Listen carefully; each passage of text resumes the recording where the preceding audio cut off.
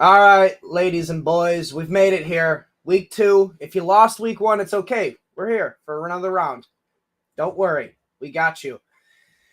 But before we get started, I want to welcome in my buddies Dylan and Joe. We're starting off a Hey. little different this morning, but we're going to keep it rolling, just like normal. And you're not even going to skip a beat. So don't worry. All right. Now, before we jump into it, though, we do got to remind you, make sure you go to fantasysixpack.net/plans. Hit up those plans. You get full access to me, Dylan, even Joe down here. He loves being annoyed, especially by me. But, you get your DFS guys and Dave, Chris, Keith.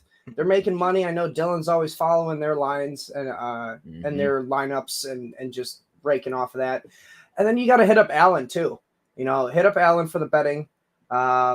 We got the Parlay boys. Man, they've been killing it in the college lines. I keep seeing them posting their winnings. It's just so much value worth it. And if I remember correctly, Joe, it's less than $10 for a membership right now. Yeah. So, I mean, you got to capitalize on this. But that's enough of that. Let's jump into the week 2 shenanigans here. And we're going to start it off this week with our rankings review. So, Dylan, take it away. And I want you to drill Joe's rankings because I know you already gave me a little taste of it before he came. All right, let's jump right into it. Not drilling Joe's rankings here. I just want to hear his process on Mr. Joe Burrow. He's right in line with ECR. QB 15. Joe, I just wanted you to explain to the viewers why you don't view Joe Burrow as a starting quarterback in 12-team leagues with him heading into Burrowhead. Yeah, he does like to play well there. Look, I mean, I'm not gonna lie, I'm a little concerned. We saw a rough first week from Joe Burrow and the entire Cincinnati Bengals team. I need to see it, man. I need to see it before I'm gonna be feeling comfortable. We also know that Joe Burrow is a notoriously slow starter. Even the years where like he's been, one of the top quarterbacks in the league at the end of the season, it wasn't a great start for him. So, the Chiefs defense is pretty stout. So I'm not taking them lightly. Chase doesn't look like he's quite all like there mentally, it feels like. But he wants to get paid, so I think he'll come back around. Higgins is likely out again. Things are just trending in the wrong direction for Joe Burrow right now. So I want to see it before I'm comfortable starting him over, the Goffs and the Dax and stuff like that who can just light it up as well. Yeah, for sure. I definitely get that. Kind of off topic, though. Did you guys see that the NFL came out and said that Mike Gesicki touchdown should have been held up? I saw that this morning. I'm like, yeah, I saw that. They would have still lost 17-16. Yeah, but looking at the running backs, Joe, this one is interesting to me, and I'm kind of glad it seems like you're on my side because we had a nice dispute about this on our show on Friday, and that's Josh Jacobs. ECR has him RB15. Joe, you have him down at RB20. You'd like to think there's going to be some volume there with Josh Jacobs with Jordan Love being out. So what are your thoughts on him this week? I kind of want nothing to do with this Green Bay offense this week. Yes. I'm not going to lie. I mean, Jacobs, yeah, they're going to run the ball. The volume's going to be there, but how much is he going to see stacked boxes? That's my problem, and Malik Willis is not a good quarterback. I mean, could he come out and totally surprise? Sure. We've seen crazier things, but yeah, Mike, all right, Packers fan. Could he come out and surprise? Absolutely. Seen crazier things, but let's be real. Malik Willis is not scaring anybody. He lacks confidence. If you look at the receivers, where I've got them ranked this week, not good. Not good at all. I believe the very first Green Bay Packers receiver is all the way down at receiver 48. Oh, and that's Jaden Reed for sure. Yes, it is. Wow. Yeah. That's because my question is Jaden Reed is the guy that they manufacture touches for in this offense. I understand Willis is not, probably going to be able to target him accurately, but if it's, behind the line of scrimmage screen plays, I feel like he can maybe sniff his way to a flex-worthy spot this week, but that is about it, and you are really limited on the ceiling there. Yeah, it's basically him kind of making his own plays. We see what he can do when he gets the ball in his hands. So yeah, I just want nothing to do with this Green Bay Packers offense if I can all help it. Jacobs is probably the only guy I'm sort of like, sure, why not throw him in there? But and you probably don't have a lot of better options because of where you drafted him. But it's it's just the unfortunate part of the Packers situation right now with Jordan Love out. Would real quick, and just because we aren't going to do start sets later, Josh Jacobs or Jordan Mason?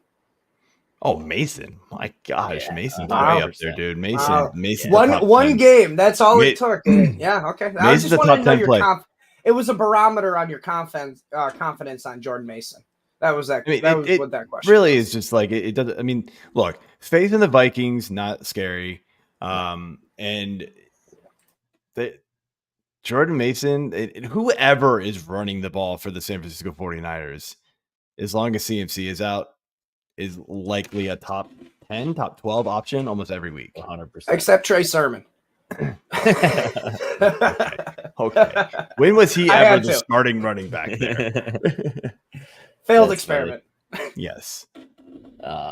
Next running back here I got for you, Joe, is Mr. David Montgomery, ECR RB20. You're actually in on him this week. RB14. The last couple games against Tampa Bay haven't quite gone the way we'd like it for David Montgomery. So what are your thoughts here and why you think he's a borderline RB1 this week? Yeah, we know that the Lions, we like to think that they're this high flying offense and stuff like that, but like ultimately, like they're pretty balanced, and they really do like they'll just feed the rock when it's working. They'll just feed the rock to Montgomery and Gibbs, and like Montgomery as much as what is Mike LaPlant doing over there? Yeah. I'm having fun. Leave me alone. What is happening? I'm listening to you. That's all I'm doing.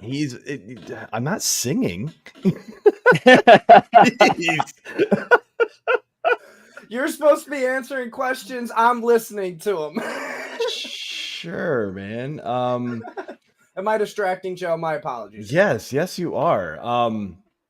Oh, Fantasy Receipts is watching you, Joe. They're watching you. Oh boy. Here we go. Yeah, David Montgomery and Gibbs, they're just so safe. They're both going to be heavily involved. Montgomery, they both score almost every week, it feels like. So let's go ahead and lock those guys in and just feel good about it. Basically is what it comes down to. All right. Definitely fair there. Switching over to the wide receiver position. This one hurts my heart, man, because I'm a big Brandon Ayuk guy. ECR still in on him, wide receiver 15. Joe, you have him down all the way at wide receiver 23. What are your thoughts on Brandon Ayuk as just a borderline wide receiver 2 this week? He looked a little rusty week 1 is kind of the issue here. And I still think the 49ers, like, they're going to run away with this game, so they're not going to have to the passing volume isn't going to be there, kind of like it was last week. And so that hurts Ayuk. It doesn't hurt Diggs. I'm looking at the wrong name here. It does not hurt Debo as much because they're going to be able to get him involved in the run game and those short passes and just let him do his thing. But it does hurt Ayuk, who is more the downfield guy for them, and so, I want to see him kind of bounce back a little bit. It's going to probably take him a couple of games to get his like true game legs under him, to be honest. And, with this kind of easy schedule early on, like I don't think Ayuk is really going to return the draft capital that you spent on him early on, but it'll come around. I'm not too worried about him, but this early on couple of games might not be massive for him like you're expecting. Mm-hmm. Yeah, and it was definitely awesome to see the usage for Debo last week. Look at their manufacturing touches for him once again with CMC injured. Yeah, so. I mean that's the one thing. Like, if everybody, obviously the CMC news is awful for whoever drafted him. And it does take this offense down a little bit. Like, just be real, when you take one of the best players in the game out of your offense, it's going to hurt overall. Yep. But the one thing it does do is it does make Deebo Samuel a pretty much locked in top 10 option at receiver almost every week, just because of the number of touches that he's going to see. And those rushing, they used him as a rush in the red zone, like within the 5-yard line, they gave him a rush. Like that's crucial. Yeah, for sure. Looking at the next wide receiver, Joe, is another guy who had a rough week last week, and that's Chris Olave. ECR has him wide receiver 21. Joe, you're higher on him than ECR at wide receiver 15, a borderline wide receiver 1. What makes you excited about Chris Olave this week? This I want to hear. I just do not think that he's only going to see 2 targets again. That game got out of hand so quickly, and it just so happened it all went to Juwan Johnson and Raheem Shaheed and Moreau. Like it went to guys who, okay, and then they got a 30-point lead, and it was all right, well, we don't need to do anything else. So Olave didn't get it early, and so they didn't need to use him anymore. You see more of a competitive game here, and honestly, one that you would think they're probably going to lose, projected to lose. They're going to see more passing volume to a guy like Olave, who is, I think we all still agree, is by far their best receiver. Yep. So one game in a blowout like that is not going to deter me from keeping him ranked fairly high. All right. Totally fair. Makes a lot of sense there. Apparently, we do got to go ahead. Apparently, we all agreed on a green shirt today too, guys. Just notice that. Mine's gray. Got my Zelda dad shirt on. I love it. That is a good one. Looking at the tight end position, guys, I wanted to spin this one a little different here. Joe, you have Mark Andrews still as the top 5 tight end. You have Isaiah Likely, everyone's waiver wire darling this week, all the way down at tight end 14, and he's tight end 10 in ECR. I'm just curious to explain your thoughts on why the big gap between the two after a huge week from Isaiah Likely in week 1. Two things. One is, was it a phenomenal game for Isaiah Likely? Yes. Don't get me wrong. And I think he's talented. I do think he's going to get involved more in this offense. They ran a lot of 12 personnel. So I do think that Isaiah Likely is going to get his. This game, I'm not sure. I'm not seeing the Ravens needing to pass as much as they did last week. Right. And so last week they were down pretty much the entire game. They're facing the Raiders at home. I mean, we could see a 14-point lead pretty quickly in this one. And so, you're bumping up guys like Henry, you're bumping up Lamar's rushing total and that kind of stuff. So, and I still do think Mark Andrews is the tight end 1. He still saw, a lot of snaps. He just didn't, for some reason, he just wasn't targeted as much. But you saw the Chiefs defense really funnel coverage to him, which left Likely open, left these other guys open. I don't know if every team is going to be able to do that, especially a team like the Raiders. So, you're looking not just was he on the field more, Mark Andrews was, but he actually ran more routes. He just didn't see the targets. Do we really think that Isaiah Likely is going to get 12 targets ever again this season? I kind of don't think so. That was I think that is kind of an outlier game for Likely. And we'd be talking about it even being more of an outlier game if he had scored that second touchdown. Yeah, but definitely. I mean, it's just, that game was crazy. And, they talked about how he was going to get involved this offseason. The coaching staff really liked him. They were going to use him all over the place. And we're seeing that. And again, I do think there is going to be something there. But much like a lot of the offensive weapons for the Ravens for the last few years, since they've had excuse me, Lamar, it's very game script dependent.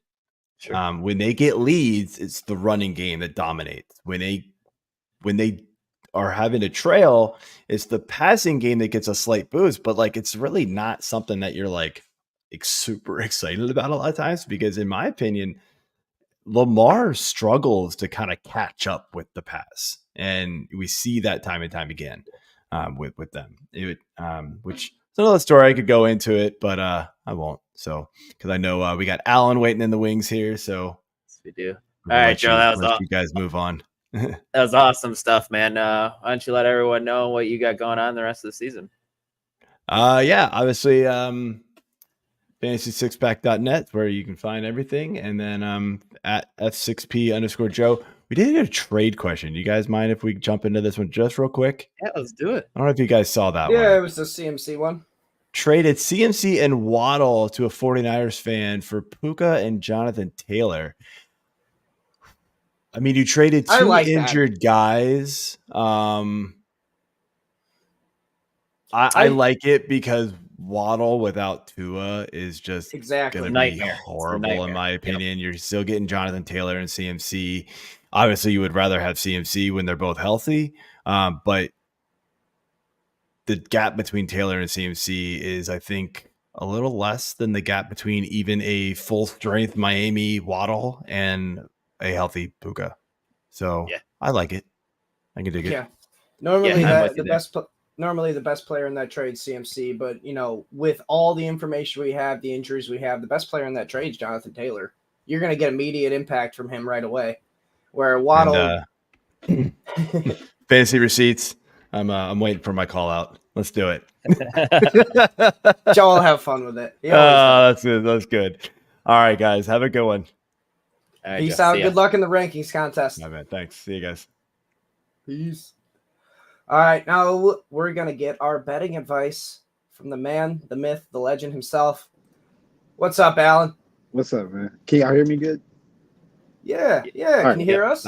It's my first time using the headphones. I'm in the press room, so I didn't know how loud I could be. Appreciate you giving us your time, man, while you're there. Definitely. Yeah, you gave me that glowing review, and I'm the guy that had the Dolphins on Thursday, so. That happens. Man. When Tua's able to understand what I'm saying, I got words for him. It was awful. That was so awful. Oh man, but that's funny. Well, I'm curious to hear your bets this week after you hitting on a couple last week, like the Patriots, man. That one was a good one. Yeah, and I took a tally. In the last week, I've won 6 bets on the hook. Like I've had the half as the dog, and it's like the Cardinals were 6.5, and they landed on 6. And I'm like, whew. I came in late on the Broncos last week at 6.5, 6 again. So it's like, feeling lucky. But this week is kind of interesting. This week 2, a lot of times in NFL is like the bloodiest week because there's so much overreaction. So you see the Patriots beat the Bengals, and you've got them playing the Seahawks at home, and the Seahawks are laying 3. And there's so many people that are probably like, maybe the Patriots are better than we thought. And I'm getting them as a dog again, looking for value. So that's a game that I highlighted. I'm taking the Seahawks and laying the points. I just think that the Patriots they're a decent team, but I'm not going to overreact. And I don't feel like the Seahawks roster should be laying 3 in New England. Like it should be more 5 or 6. Like if you looked at the Broncos and you looked at the Patriots coming into the season, you'd argue that they were basically in the same boat. And I get that they have home field here, but how advantageous is home field in week 2? It's really not. Like if this was later in the season on the travel, then sure. But I think that's a line that I'm gonna lay the 3. And then a line that I hate to give it to you guys. I got the Rams at +1.5. They're favored by 1 now. So that's flipped on its head. Now, Like I will let people know I laid a 1.5 with Arizona State this week, and by kickoff they were 3-point dogs. So the line movement doesn't always mean it's the right thing to do. Arizona State eventually won, but it was quite the sweat. I think the Rams are the better team. I think that there's some overreaction to Nakua being out, and people have forgotten that Cooper Kupp owns this division. Like, I'm a Niners fan. I know what he can do by himself. It's ridiculous. He's going to get 14, 15 targets. He's going to get his yards after the catch. I think the Rams' defensive front is underrated. I said that coming into the season. Verse, Fisk, those young guys. The sum of all parts, at points, make you forget about Aaron Donald. Not collectively, but like, I think they're underrated group of guys. A lot of high energy, and honestly, they were one play away from beating the Lions at home. On the road. Cardinals are great as big dogs. And I talked about that last week with Kyler Murray. He's awesome when you're getting like a touchdown. Not so sure he should be even a small dog in this position right here. So I went with the Rams early. They're 1-point favorite now. I'll still give it out because, I mean, if they're not winning, then I'm not winning my bet either. So it's no need to necessarily run from it, but just to kind of show people sometimes the value that you get on early plays. So just a bit of advice: check everything Tuesday morning, first time when you wake up. Anything you think you really like, plug it in. If you're doing a super contest like my bookie, and then watch the line movement and adjust it as you go if you have that opportunity. That way you get the best value on the number. That's why I'm getting +1.5 and not -1. Yeah, that's great stuff there, man. Broncos, laying 3 with them. Justin Fields, Steelers, just seems like a game that they would lose. Like, the Steelers historically have not been consistent. If they look good or won a game, like, I mean, this is why our guys 500 all the time, you know? Yeah. Also, you have the elevation aspect with Mile High. It's early in the season. Guys are already out of shape. That should play into the Broncos' hands. As long as they protect the rock, I think they have a chance. And that's basically what I'm hoping for. I still don't think Justin Fields is ready to open it up. And I don't think they can open it up. I think they're slightly limited with their playmakers. You're giving me the Broncos defense or Tan against Pickens and that receiving core. I'll take that match. I'll take that match. Yeah. Now you obviously have to worry about TJ Watt turning into his brother and getting pick sixes himself. But at the end of the day, I feel like that's a good matchup. I can take that. And then something I rarely do. You guys will rarely hear me tell you to bet the 49ers. But man, like, 4.5 is what I got it at. It's still 5. Like, look, if there's at least 3 teams I dinged for overreaction. One of them was definitely Sam Darnold and the Vikings, mostly Sam Darnold. Derek Carr and the Saints for sure, as well. And then Justin Fields and the Steelers. I mean, dude, we're talking about Sam Darnold. He's not good. He's not. And to be honest with you, I could be completely wrong, and that's fine. But if you give me this line 9 out of 10 times, 9 times I'm taking the Niners and laying the points. I'm sorry. There's the idea that we know Sam Darnold, and we as an organization, he played under Kyle, so you obviously know strengths and weaknesses.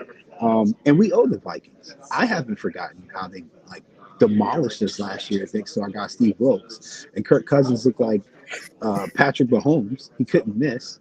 I think there's some motivation here for the Niners, which you don't typically get in a situation like this.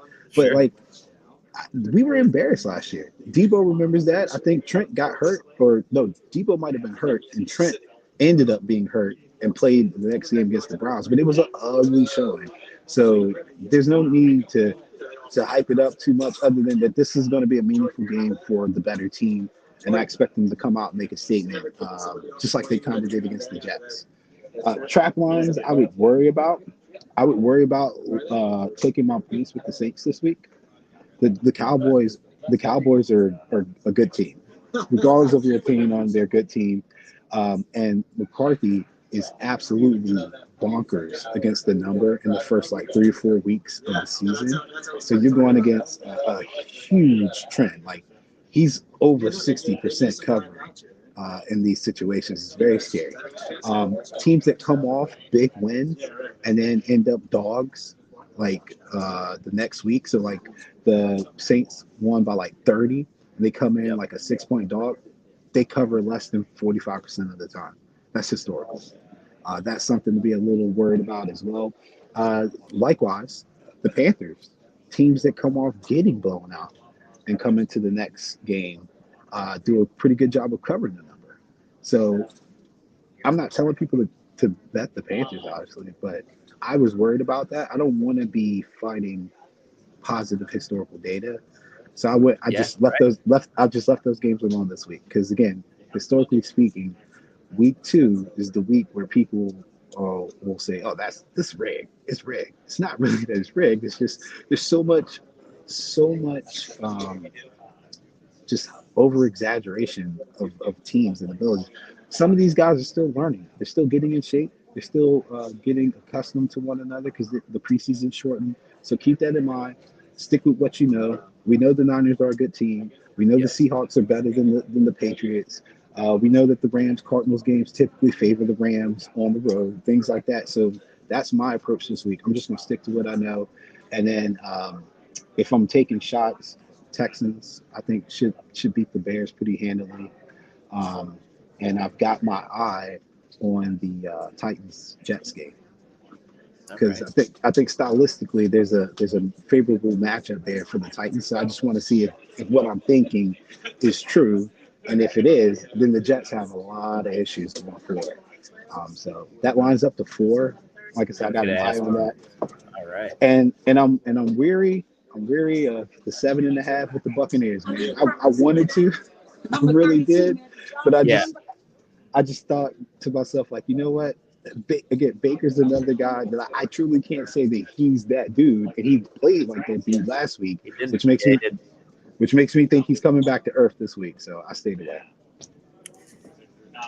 Yeah, that might be the case, man. But Alan, those are awesome tidbits, man. I appreciate you sharing that with us. Before we get you out of here, before we let you go, get going to work here, why don't you let everyone know where they can find you and listen to you, man? I am on 106.1 ESPN Richmond. You can find me on the Backdoor Cover Monday, Tuesday, Thursday from 6 p.m. to 7 p.m. and then Fridays from 5 to 6 p.m. So just download the app and tune in. Check out Alan's stuff, guy. Everybody listening, it really is great stuff. It's worth it, guys. Dylan literally, as soon as the show ends, he gets in his car and goes to Illinois because we're in Wisconsin, and you can't bet in Wisconsin, and he will make these bets. It's worth it, guys. Mm-hmm. I'm sorry, Dylan. That's why you're on dial-up. That's funny. All right, we appreciate you. Yeah, we appreciate you as always, Alan. Have a great day. Thanks, sir. All right, now, guys, what you have all been waiting for, what these comments have been, building up for, make sure you get them into, because this is where we're answering them. It's time for week 2, start sit. Welcome to the screen, JJ Schultz. How's it going, brother? What's up, man? It is going good. I am ready to redeem myself this week. It was one of the weird week ones where it felt like everything just went super crazy. Like every prediction I made basically went the opposite way. So I'm just gonna say, you know what? It was just a weird week 1. I'm just gonna act like none of that happened, and we're just gonna keep it moving this week. But I am ready for redemption. Definitely a weird week. I don't know how you fared with your teams, but I was 6-7 out of the 13 leagues I was in. So it's just I'm in a lot of leagues, but I have like 7 of them I'd say are like kind of like my main ones. Yeah. And I ended up going 1-6, and that switched on. I was 3-4 originally when I went to bed on Monday. And I was like, okay, I can live with that. I got hit with a stat correction that dropped me down at a loss, and the other 2 to drop me down to 1-6. That's brutal. Had IU caught that touchdown though, 4 of those switched back to win. So like just super, super razor thin games. Just tough, man. Yeah. I know how that goes too. Mike LaPlant as well, losing by a point in our home league. Yeah, my brother. Otherwise, I was pretty good. I believe I was like 9-4, overall on the week for all my leagues. But I lose the main one by a point, and that's the one that hurts the most. Yeah, ruins your whole week. All right, so let's just jump right into it. John, welcome back. It's nice to have you. Hopefully we helped you out last week, and that's why you're back. He wants to know. He needs to pick 2. Xavier Worthy, Michael Pittman, and Ridley. I'm going to just take it, first here. You're sitting Worthy, John. Do not chase the 2 touchdowns. I know you want to play them. I know everyone else wants to play them, but those 2 touchdowns were on 3 touches. It's the Rashee Rice show. He saw 9 targets, and if it ain't Rashee Rice, it's going to be Travis Kelce. It's just not consistent to be banking on those 2 touchdowns with Worthy when you're going to get, a solid 8+ targets for both Pittman and Ridley in today's matchup. So I'm sticking with Pittman and Ridley.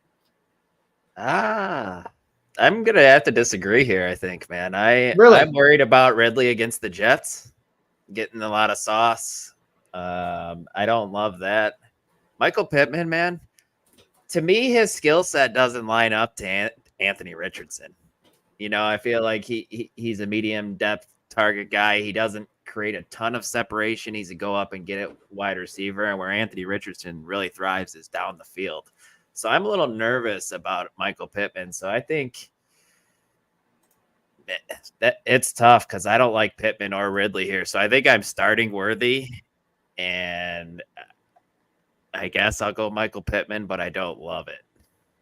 What are your thoughts, JD? I thought you were going to go Worthy and Ridley, and then I was going to make it super unhelpful because I'm going to go Worthy here. So Pittman, I mean, he got a ton of targets last week. I feel like it's going to come this week. I believe in that offense. I believe in the offensive coordinator. I think that they're going to get it going there. I mean, not that they didn't have it going last week. I mean, they had 2 60+ yard bombs on them. So Pittman's going to get it going. And so then you're down Worthy versus Ridley. I mean, that one's close for me. I can see why you'd want to go Ridley if you want the consistent, I feel like he's probably going to get more targets. That being said, though, I don't know how you put Worthy on the bench after performance like last week. I think I kind of want to ride this out. And if he has another big game on my bench, I'm going to be like, why didn't I put him in? What else did I need to see? You know what I mean? And so I think I'd rather just kind of live with that. And if it busts, then okay, we'll reassess next week. But I don't want to have him have another 2 touchdown performance on 3 catches and have him on my bench because I was just not enough volume. You know what I mean? Yeah. How much are the Titans really going to rely on Will Levis after what we saw from last week too? Going against the Jets defense, and you like the same argument for Worthy and the Chiefs. You like to attack the Jets defense on the ground, man. So I like the running backs in that matchup, but I am really worried that Ridley's just not gonna see enough quality targets. The thing is last year in week 1, Rashee Rice saw 5 targets.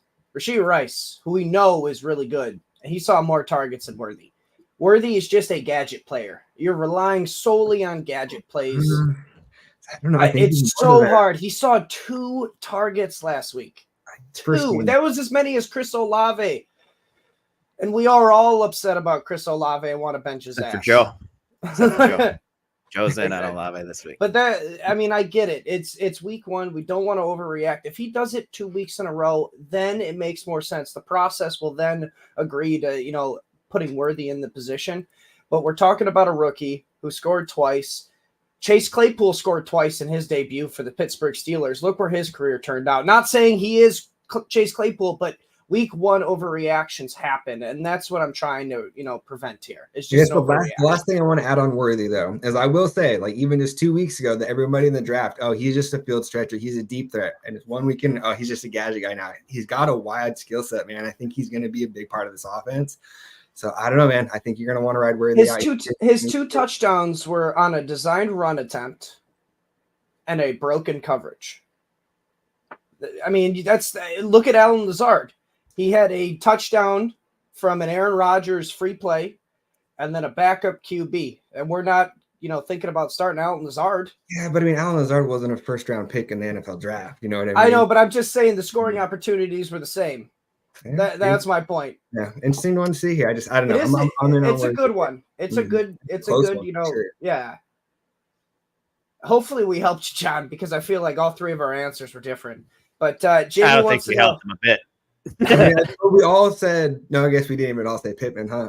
Oh yeah, I guess we said Pittman. We all had Pittman. Yeah, we all agreed on Pittman. We all agreed there. Yeah.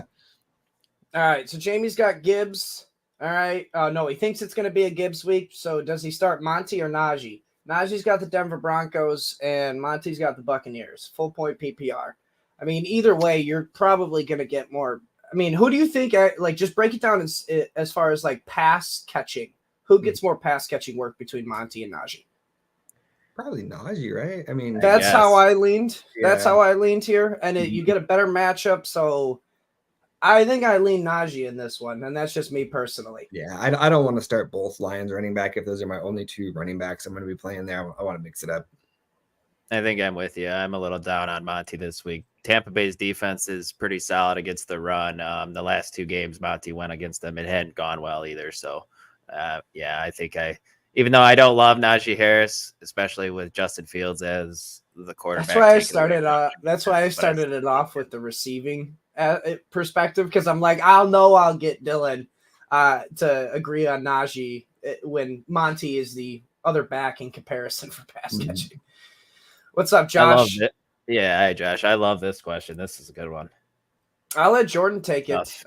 Since we got some dynasty brain action in here with Charbonnet and Connor. So Jordan, go ahead. I'm going to take the vet on this one. I'm going to go Connor here.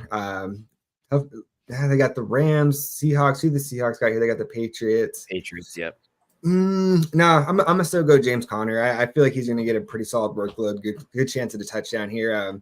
I do think Charbonnet could have a little bit of a breakout here, but I don't know. I think Connor has a big game against the Rams today. I think I'm in on Connor as well. No Aaron Donald in the middle of that Rams defense to slow him down. Give me the veteran James Conner with the volume too. I mean, ideally he finds the end zone here in this matchup. Mm-hmm.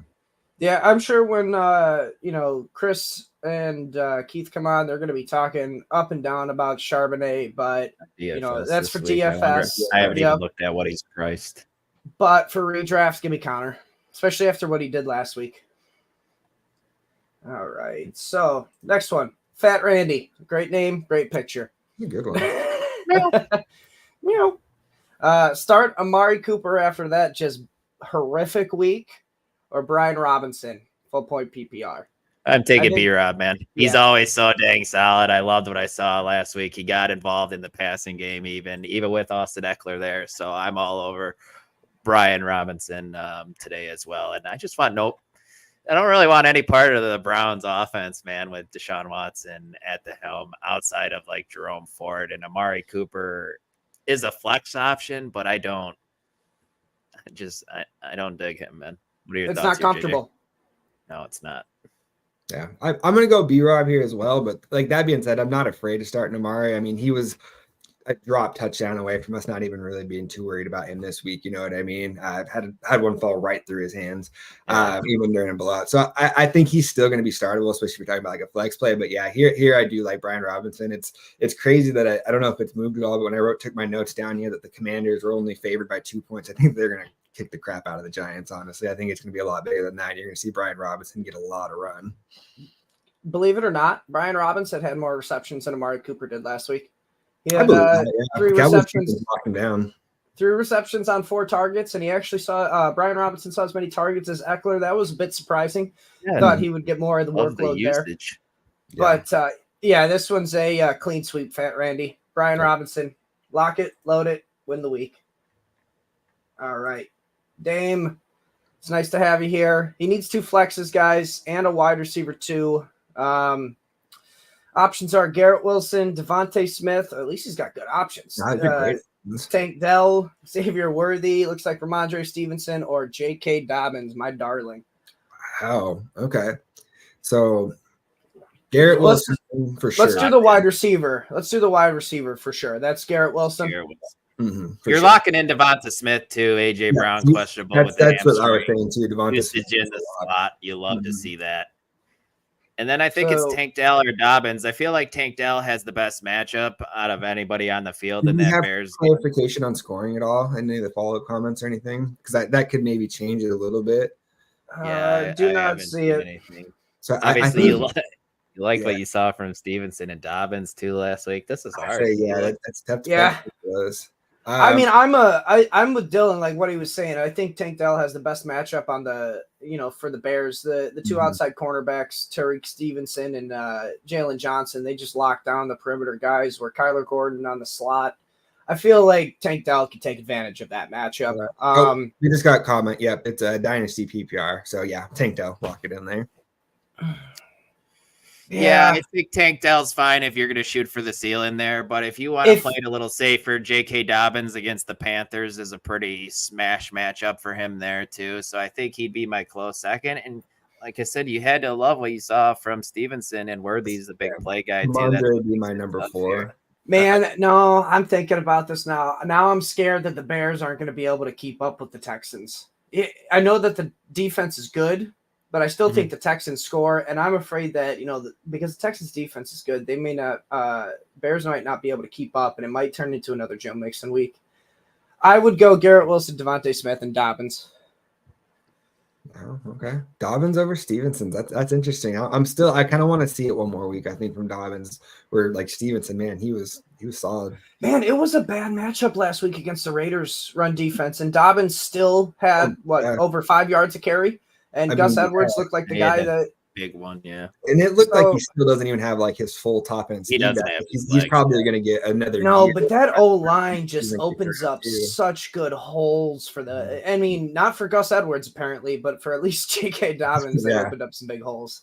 I think the Seahawks have a sneaky, solid run defense too. They shut down the Broncos last week, both running backs. So this is the last thing I will say. If you play James Cook on Thursday, Dame, go with Tank Dell and shoot for the stars. Yeah, definitely. If you want to play it safe, I would go with Stevens or Dobinson. You can't go wrong either way with those options. Me personally, I'm going Dobbins. All right. Ray Gamer, it's nice to see you, man. He's got a sit one. Standard. I like these ones. Kyron Williams versus Cardinals, Jahmyr Gibbs versus Buccaneers, or Jordan Mason versus the Vikings? Get out of here. It's got to be Mason, right? Like, I don't play in a single standard league, so I'll clarify that. But, I mean, yeah, I feel like Mason's got to be the play here. Mason's the one you'd sit? I don't know, man. Oh, like, go ahead. Sorry. Yeah, this is sit one. Sit one. Oh, no. I'm starting Mason for sure. I think I'm going to sit Gibbs. Yeah. I think that's as insane as that sounds because of the matchup. It's a split backfield with Montgomery, as we know. It's not a split backfield with Kyron. It's not a split backfield for Jordan. So they got better matchups. Get all three of these guys in the lineup, I feel like. That's so brutal. That is right because it's standard. If this was PPR, give me Gibbs. But this is standard. Yeah, so I'm sitting Gibbs. All right, I'm with you. I'm here with you, man. With it being standard, get Gibbs out of there, I guess. But Kyron, it's a better matchup. It's just a better matchup. That is true. Yeah. I guess I will begrudgingly sit. Yeah, Gibbs in that one. I know it doesn't feel good. Yeah. But he's got a defense question now. Cowboys defense versus Saints at home, or Chargers defense versus the Panthers on the road? I mean, how do you not target the Panthers offense? Yeah, that's kind of where I was leaning. It's hard to not pick the Cowboys. I think that they're gonna do what they did last week a lot. Saints offensive line is so crap too, and the Dallas pass rush ain't no joke. That's where this is a tough one, man. Yeah, I feel like there's not a wrong answer here. Honestly, your safer floor is the defense for the Cowboys. They offer you a safer floor, I think, because they're going to get you more sacks, probably than turnovers. The last time we played the Saints, I think Taysom Hill ran for like 200 some odd yards on us and just But I think the higher ceiling here goes to the Chargers defense because you know the turnover potential with Bryce Young. Yeah. All right, the turnover potential. Cowboys, but yeah, I don't think the Chargers is a bad play here either. Man, I personally would go with the Chargers defense, but I'm not a Cowboys fan. How about this? If your league scoring rewards for sacks, at that point, then I'm going the Cowboys. If it's just like a yardage and points and turnovers at that point, then I probably go Chargers. That's fair. Yeah. You suck, Dylan. Calvin Lowe, he's got a full point PPR question here. He needs to flex one of these boys. Charbonnet, Jerome Ford, or Michael Pittman. Man, I'll go Pittman here. PPR, I think, like I said, I think the Colts offense gets it together this week. You start to see Pittman get on the same track with Anthony Richardson. I'll go Pittman here. They're both RB2, Charbonnet and Ford. Pittman is a wide receiver 2 that can flirt with wide receiver 1, though. Mm-hmm. And it's close. As far as workload, though, I think Ford is the safer play here. He's playing the Jacksonville Jaguars and their secondary's thin, so I feel like if they can beat the Jaguars this week, I think it'll be probably more through the air, even though that sounds disgusting because Watson's throwing the ball. Man, but I got to go Ford on this one. It's just safer because he was involved in the passing game too. He's my number 2. Like if I wasn't going to go Pittman, I would go Ford too. It's such a boring pick, Calvin. It is so boring. If you don't want to be boring, you can go with Pittman or Charbonnet, but Ford is going to get you a lock and loaded 10+ points, I think. I'm going to go. Yep, I'm going Ford there as well. Boss man, full point PPR. Pick one for his flex. He's got Kamara, Jerome Ford, Stevenson, Godwin, and DJ Moore. My God, you need another flex position in that league. Give me AK, I think. If their offense is going to keep clicking, he's going to have to be a big part of it here, especially with that pass rush we were just talking about and that bad Saints offensive line. Derek Carr is going to need to get the ball out of his hands quick. So I think I go Alvin Kamara, even though you got great options here. Yeah, you do. Yeah, you do. I lean AK too. I have him in my DFS lineups this week because I agree. Like last week, he finished his RB6, guys, and they didn't even need him. They didn't even need him, and we finished his RB6. So now they're going to need him this week. I mean, it's a tougher matchup. The efficiency will probably go down, but I think he's a locked and loaded top 5, top 6. I mean, especially after last week for a running back. It's just a matter of how many points are the running backs going to score this week because we saw them explode last week. Is it the week of the running wide receivers now? Yeah, that's my fear. I'll sweep it here with Kamara. That being said, though, like I'm not ready to bench DJ Moore after one bad week. I think that the Bears offense is going to bounce back a little bit this week, and I still think DJ Moore is going to be solid. But are you willing to bench him if game time decisions, Rome Odunze and Keenan Allen are both out? No, I'm definitely playing him then. Like, 'cause he's going to get force-fed targets. It's going to be him and Komet basically is the only one like left standing there, really. Yeah. Okay. No, yeah, I hear that. I don't know. It sounds like Rome's trending to play, so it might be Keenan who's the one sitting because the Bears did activate Colin Johnson off the practice squad. So have we got? I think they're assuming. I think they're assuming one of the guys are going to be out.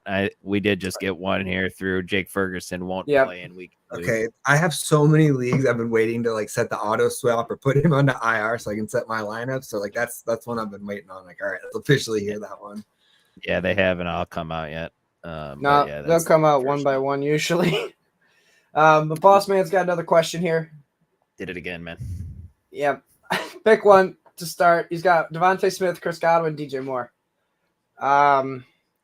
It's Devontae Smith, I believe here, especially with AJ Brown questionable. I mean, if AJ Brown does play, do you guys have much confidence even in him with the fact he hasn't practiced pretty much all week?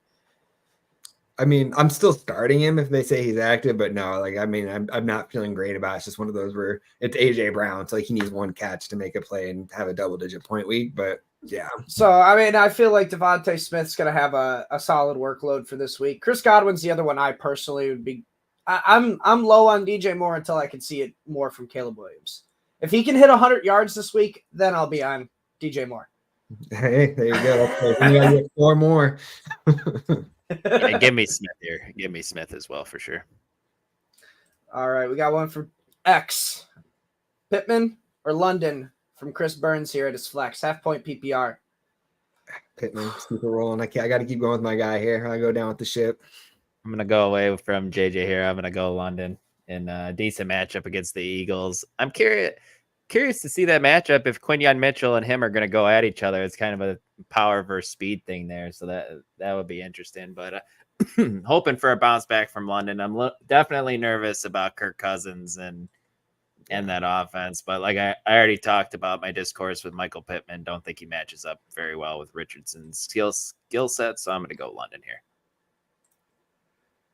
Man, London only saw 3 targets last week. Yeah, he did. Break the tie though, Mike. Where are you going? If I'm going to, and I'm breaking it with Pittman. It's a safer floor. I gotta just see it from London and Kirk Cousins first. I know it was London last week. I was on London last week, but we actually saw what Kirk Cousins' health was like. They can't even run Kirk Cousins behind center. So we're talking about a D. I know the secondary is very appetizing for the Eagles, but their D line is still there. And if the Falcons' O-line struggles like last week, Kirk Cousins can't move as well, we may see another 3-target week from Drake London. I mean, the D-line for the Steelers and the D-line for the Eagles, they're pretty ferocious either way. So I think I'm going to go with Pittman in this one. He saw 9 targets last week. 9 out of 19 of Anthony Richardson's targets went to Pittman. That is a very what worries safe me, though, is only 19 pass attempts. You don't almost half of them went to Pittman. So he's Have involved in that Have offense. we heard anything on Josh Downs either? I know he's game, 50-50. game time decision. Yeah, I guess that could change a little bit more long term. It sounds like he was like the guy in training camp that was really yeah. But for now, But yeah, can you in? Yep, For sure. Ooh, this one's a good one. Dylan, it pulls at his heartstrings here. DJ Moore or Brian Robinson in the flex. I'm gonna go DJ Moore still here. We don't know if it's PPR or not. I don't see it, but I still lean B-Rob. I'm like one of the DJ Moore fan club leaders, but I think I got to go Brian Robinson here. I mean, that workload is very, very solid. I mean, like you mentioned, the passing game work was there, like as much as Eckler. I like Brian Robinson. I think that he's a pretty safe bet for a top 10 player this week against the Giants. I mean, the Giants allowed Aaron Jones to score a touchdown and have 90 yards on the ground, I believe it was last week. 18 points or something like that, yeah. Yeah, so I think B-Rob's in for a good week here, Barlow. All right, next question here. I'll get it, Dylan. Start Chargers defense against the Panthers with no fear, or with fear of Bosa might being out, or play the Eagles defense against Atlanta. I think you just go Chargers. Play it safe and go there. Yeah, I mean, they still got Mac. I know Mac's not what he used to be, but that Panthers... Bryce Young on the other side to offset any of those worries. So, I mean, it's pretty much the rule of thumb is if you're looking for a streaming defense to play against a rookie quarterback or Bryce Young. Notice, honestly, yeah. All right, on to the next one here from Luke. Mari Cooper or DJ Moore? I'm not sure if I trust Caleb Williams yet. You and me both, Do you Luke. trust Deshaun, though? I was just going to say that. Can you trust that? Yeah. I was going to say something, but this is a morning show. I mean, at least Amari Cooper saw 9 targets. It was just terrible. Give me DJ Moore here, man. Yeah, I'll go more, but it's close. Like if you're an Amari, if you trust your gut on this one, it's one of those where I think it's a point flip. I'm forgetting. Who do the Bears play? Texans. Nah, give me Amari Cooper. I'll still go Amari Cooper this week. The Jaguars have lost their 2 starting cornerbacks. I mean, all Watson has to do is just throw it in the vicinity. And he did it. He did that last week in his defense. He dropped one right there for Amari, and he dropped it. So like he did that as bad as he played. I mean, it's ugly as playing Jerome Ford, but I'd go Amari Cooper in this one. Man, that's ugly. Close. Eric, he needs 3 out of the 4 to start here. It's PPR. He's got Etienne, Ramondre Stevenson, Zay Flowers, and Godwin. Oh, this is gonna hurt. I'm sitting Zay Flowers. That's a tough one here, but I agree with you there. I'm gonna sit Zay. But that hurts. That does hurt. I agree. That's a good group of guys right there. Yeah, they're playing the Raiders this week, Eric. The Ravens are. I mean, I'm sure I'm not the only one thinking this. It's going to probably be a Derrick Henry week. They're really not going to need Zay Flowers this week. He may get a couple catches behind the line of scrimmage, but I'm sitting Flowers on this one. Dylan, did you say who you're sitting? It's Flowers too. He'd like to think Baltimore is going to do everything they can to get Mark Andrews a little bit more involved this week after being completely shut down. I think Zay kind of takes a back seat, and you got good solid options at the other 3 spots. So, sit and Zay myself. Yeah, I like Godwin this week against the Lions. That secondary still need to prove itself, but The D line for the Lions is pretty formidable. What's up, good friend Bob Dole? It's nice to see you. This is week 2 where we will pass the beginner's luck. God, I hope so. That's what I'm trying to do. We got the Eagles or Seahawks defense. He needs one. Seahawks against the Patriots. Eagles against the Falcons. I'll go Seahawks. I think I go. I Give me think Seahawks. I go. Really, Why do you All like right, you like the Eagles front? That's why. Yes, I like the rolling with them? sacks because Kirk. If Kirk can't move in the Atlanta He's a O-line statue for can't- sure. Yeah, It may be a 6-sack week for the Eagles, and it's Monday night. Like Kirk doesn't do well on Monday nights. that is true. Yeah, primetime Kirk. Yeah. I just think the Seahawks defense is sneaky good, guys. I really do. If it was Drake May starting, yes. Let's not act like Jacoby Brissett's very good though. And he's been a known game to manager. take some sacks too. He's a game manager. Yeah, but I think I go Seahawks here. Still some potential for turnovers in that matchup. Yeah, I go with the Eagles on that one. I like the sack potential there. And then he needs one for his flex. He's got Calvin Ridley, Romeo Doubs, Javonte Williams, Jerry Jeudy, or Zach Charbonnet. Zach Charbonnet, set it and forget it out of those It's options. between Ridley and Charbonnet for me. Out of So those I two. kind of lead Ridley on that one, but does it say PPR or not? No. I mean, even PPR, I'd be Charbonnet there. Yeah, I'll go Ridley, but it's close with Charbs. Freaking Joe. I never saw this comment till now. I like it. And to follow it up, the guy who beat him by a point is right here. That's fun. How ironic is that? Cortland Sutton or DeAndre Swift? Is it PPR? It is PPR. This is our league. I go Swift. Yeah. I go Swift over Sutton. Yeah, I think I'll go Sutton's Swift and hope he gets it going this week. It was rough, but I think the Bears offense as a whole is better this week. I think I Sutton actually lean Sutton with the volume he saw. No Devon Bailey either this week. What are you giggling about over here? He saw 12 targets and caught 4 of them. That's what I'm giggling about. The Bo Nix experience, baby. Yeah. I hear you, DeAndre man, Swift but could have as many catches as Cortland Sutton had If last the Bears week. offense is going to be better, he probably should, honestly. Like, they need to get him involved in space there. I hear that. I think I lean Swift in this one. It's close because they both kind of are options, but give me the running back who's going to see the ball more times. May see as many targets as, not targets, may get as many catches as Sutton with that catch percentage he saw last week. DJ Reed is out for the Jets today. Oh, that's good. Pass defense is that's good for Calvin Ridley. I know Sauce will be shadowing him, but it's one less guy in that secondary. I don't know. I mean, Sauce doesn't shadow a ton, but maybe he will with DJ Reed out. That'll be interesting. All right. Bob Dolly had a question here. He's got George Pickens, Devontae Smith, Drake London, and Olave. Start 2. Man, I think it's, for sure Devontae. Yeah. Yeah. Do we hate all the agree on matchup enough for George Pickens to take him out of the lineup going against Patrick Surtain? I do. Like I do with it is a brutal matchup. But he's really the only guy, man. I think I go Olave here, Yeah. but it's close. It's super close with Pickens. I think I go Devontae Smith and Olave. I'm good with that. It's the matchup with Surtain that's the tiebreaker there.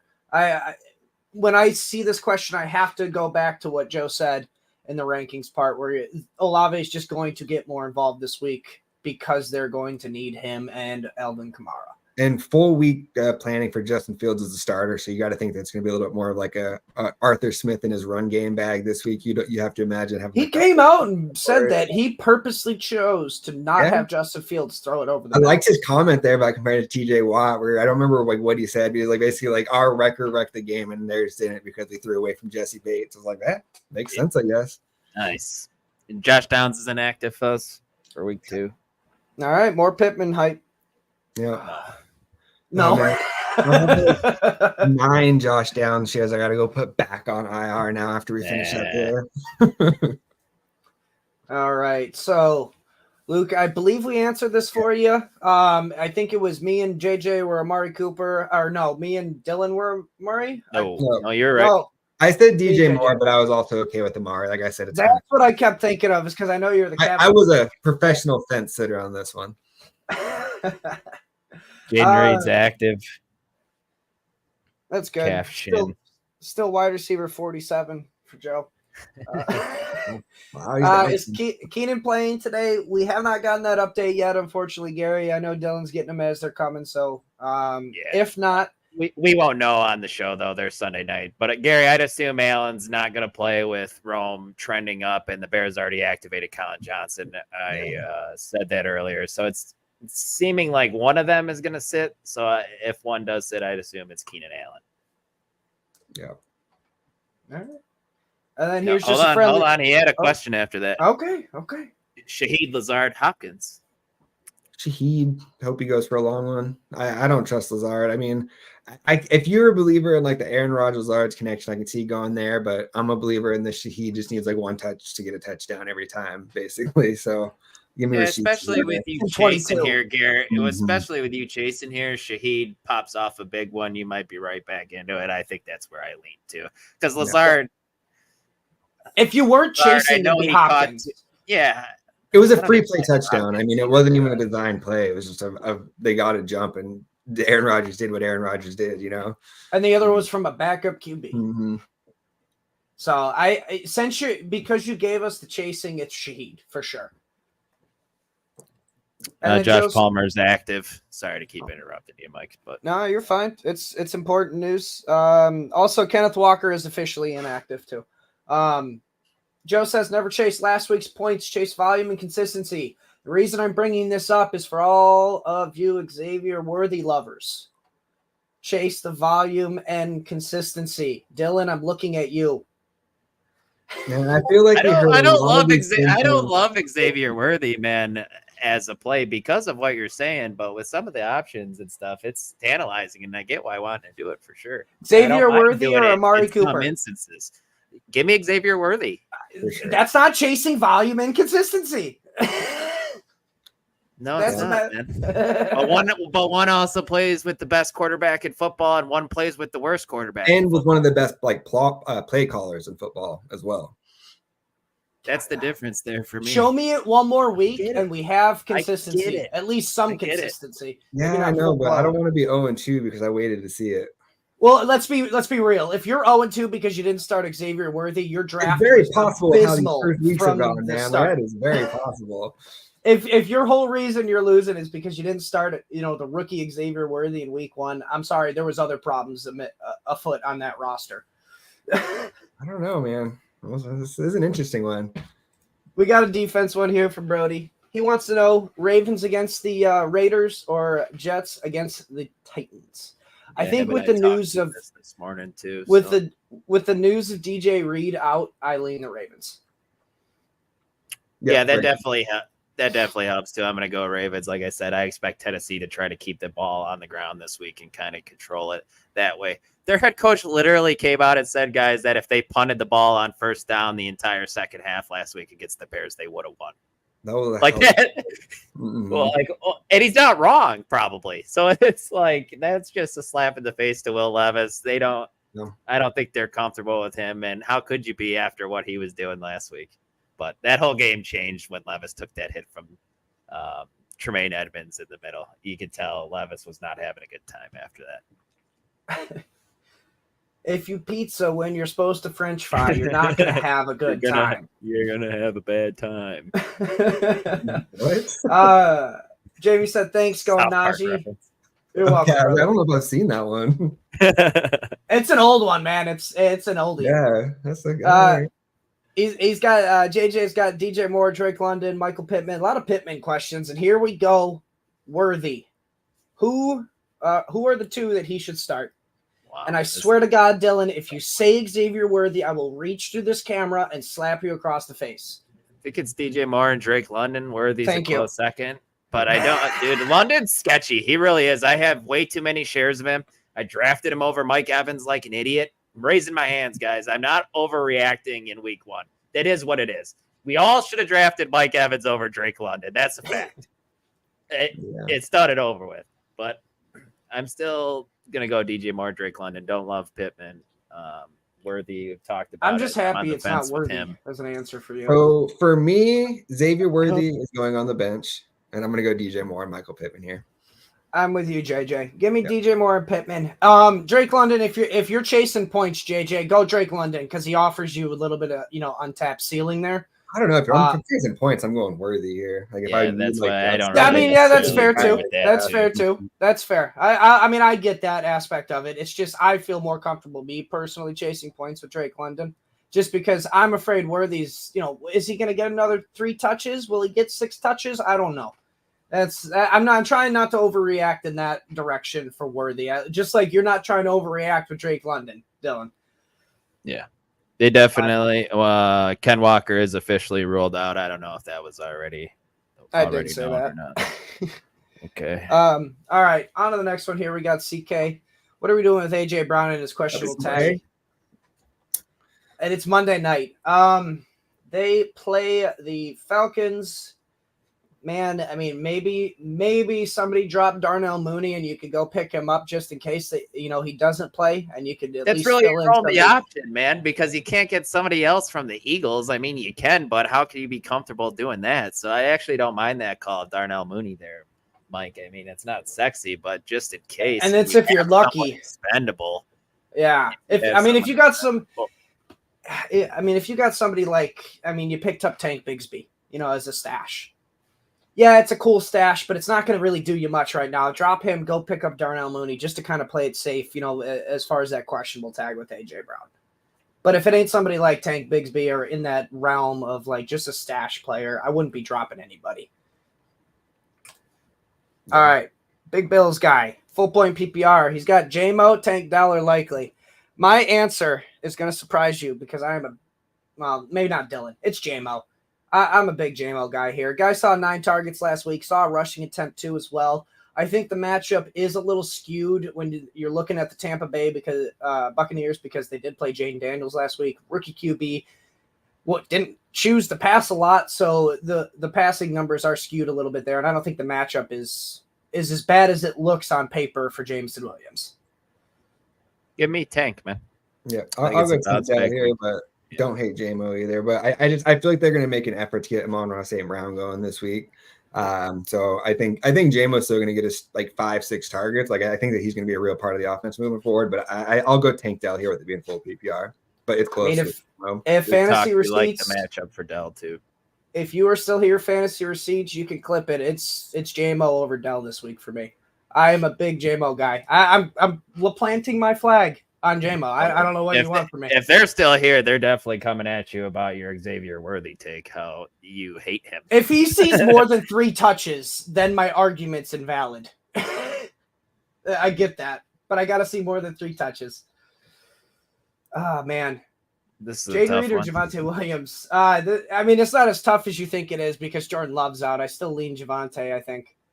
But why? What have you seen from him that makes you want to do that? More touches. He got out-touched by his backfield. More touches than Jaden Reed. Yeah. Sorry, I should have said but that. Jaden Reed at this point is such a better football player than Javonte. I understand that. I actually think that like with Jordan Love being out, they're going to get him involved more in the run game on like some jet sweeps. You have to style. So I actually think Jaden Reed's going to be like the only Packer. Their best player these next few weeks. Honestly, I think it's going to be rough outside him. All right. So think about this. Joe had Jaden Reed ranked as wide receiver 46, 47. Do you think Javonte Williams is running back 46, 47? No, but I'll kindly disagree with Joe here. Yeah. I'm going to go Jaden here. I mean, I get it with Javonte, you're hoping for the workload, but I like Dylan said, I think Jaden's just a clear, better football player at this point. I think they're going to have to get him going in a lot of different ways on screens and reverses. He's also a question. I mean, he's active, but he came in with an injury too, as well. That don't matter to me. He's fine. Okay. I'm still rolling with Reed there. Well, I'm outruled in this one. Sorry, Kills. Means you got to start Jaden Reed. You got to. Yeah, that's the rules. Parker has a question here. He's got he needs one. Zay Flowers, I believe DK Metcalf or Singletary. Devin Singletary. Ooh, okay. I'll go DK. Ooh. Okay. I think I lean DK too. I have to expect a back for him. Bounce Christian back. Gonzalez, pretty good, guys. I don't know if I'm overthinking the matchup. He's no Patrick Surtain, like he went against last week though. Christian Gonzalez is not Patrick Surtain, who he went against last week. He's good though. He is good. He did a good job against Chase last week too. So yeah, somebody who didn't practice all training camp with Joe Burrow. So. I think I hope for a bounce back week from DK. Singletary's got a tough matchup against the Washington Commanders D line, and he's got a tough matchup with his QB. So a tough matchup for the team he plays for. I saw a thing that I can't remember, and I'm sorry if I can't give you credit for it was, but since Daniel Jones has signed his contract extension, he's thrown more touchdowns to the other team than his own team. Yep, 3-2. Yeah. So you're not only are you facing a tough matchup in the Commanders D line. I love that. Like I love when the tape matches up with my eyes, and I'm not just being a hater. Like that guy's not good. It's between Flowers and DK, and you can make an argument that Flowers has a little bit safer. I think that's where I go. Yeah. And I get that, but I'm gonna go with DK, hoping for a bounce back. Just trust in my preseason research before I make big sweeping changes. So yeah, DK. Jameson Williams not expected to be eliminated week 2. I didn't realize that was ever even a question. But yeah, he was injury, questionable with his ankle. He popped up late during the week, so he must have been during practice, not the game. Yeah. All right, so we got a waiver wire advice. 10-teamer, full point PPR. He's got 2 flexes. Drop options are Chase Brown, Gus Edwards, Mostert, Josh Palmer. Pickup options are Dowdle, Demarcus Robinson, and Wandale Robinson. Chase Brown, I'm okay dropping. Chase Brown, I think you can drop. That's the one player I'd be okay dropping. And I think Demarcus Robinson's probably the play there, but I also don't hate picking up Dowdle there. Just a long-term play. Betting. I guess you're betting against Zeke's basically what you're doing on that one. Which is a good bet. The vets will get majority of the workload when it comes to the beginning of the season. This is why we're seeing Zeke take most of it. But as a veteran, he is going to dip down, as the season goes on. And I think Dowdle picks up the production, later in the season. So that's more of a stash. None of you guys are moved by Wandale Robinson's 12 targets, right? Like, are we really taking note of that? I took note of it, but I'm like, hey, it's still 12 targets from Daniel Jones. So, yeah, I just think it's him and Neighbors in the passing game, JJ. Yeah. I know the quality of targets aren't good. The volume of targets is good there, but I'm a little bit intrigued by it. But yeah, I like it more in a dynasty play for sure. But yeah, I think Demarcus Robinson's who I'd want to pick up in this group. I think. Yeah, it's either Robinson or Dowdle, and drop Brown. Does he want to know who he needs to start out of those 2 flex spots, or do you? I think this is just picking up before the week, like he's trying to get a stash before the players lock type of deal. Just in case, out of this list, who would be the 2 guys that you would start? I think JJ's right with Demarcus Robinson, and then would you roll with Josh Palmer or Gus Edwards? Really? What did Palmer do last week? You got what is it called? Ejected. Okay, I was like, man, I feel like I'm like having a hard time remembering his stat line, like when I was going back through box scores, but that actually would make sense there. Okay, I'll go Gus Edwards as my second guy there. Yeah, it'd be Gus and Demarcus if you had to start. He still got like 12 touches or something like that, so he was still involved, just wasn't as effective as Dobbins. Hey, Dylan, look. Dude, Joe's with you. I get it, man.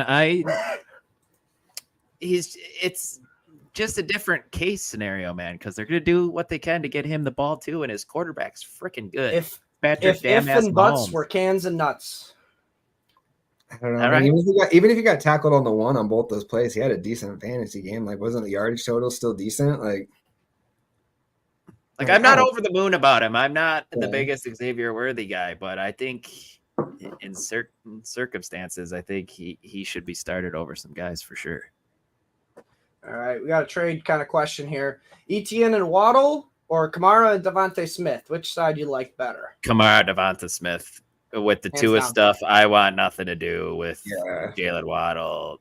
Even Tyreek Hill's scary. You're still playing Tyreek Hill every single week, but his numbers with Skylar Thompson at quarterback have not been great. So Skylar Thompson, I want to say, I think will be a tiny bit better than people are expecting, but I also want Kamara and Devontae by a ton in this one.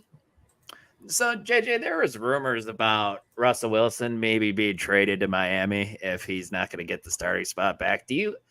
I feel like that's not a very good pairing, though. You know who I have been Daniel offense. I've been pounding the table.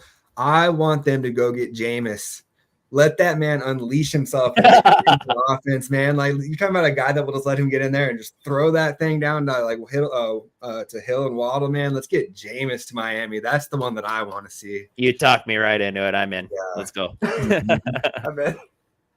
All right, we got a Scott Fishbowl question here from Joe because Kenneth Walker is out. Does he start Tank Bigsby, Chuba Hubbard, Dowdle, Palmer, or Madison? I don't know. Yeah, that's a tough one. I'm trying to remember. What's like the crazy Scott Fishbowl scoring? Or is you get points for rushing attempts, first down, kick returns, punt return yardage. I don't think any of these guys help out with that. Yeah, no. It's Hubbard, I think. Bigsby second. Alexander Madison and a bad game script, a trailing game script all the time because he played on 73% of third downs. I think it's between Madison and Palmer because with the Scott Fishbowl format, you're playing thousands of people here. You want to reach for the stars and get a ceiling. Palmer's got the best ceiling, I think, out of this group. Yeah, but if you're looking for just safety, it's probably Madison with what Dylan laid out with the bad game script. He'll probably see majority of the snaps again if they're down and they need a pass catching back. I changed my mind. I'll go Palmer. I like that answer. It's just because of the format. You're playing so many people. Yep, for sure. Everybody, just a reminder for everyone listening, please smash that like button. Please subscribe to the channel if you're not already. We got about 13 minutes left of the start-sit portion, and then we got Keith Flemming, Chris Robbin coming up to talk about DFS. So get those start-sit questions in while we're still here. Absolutely. We got another one here. What's up, B. Ruckus?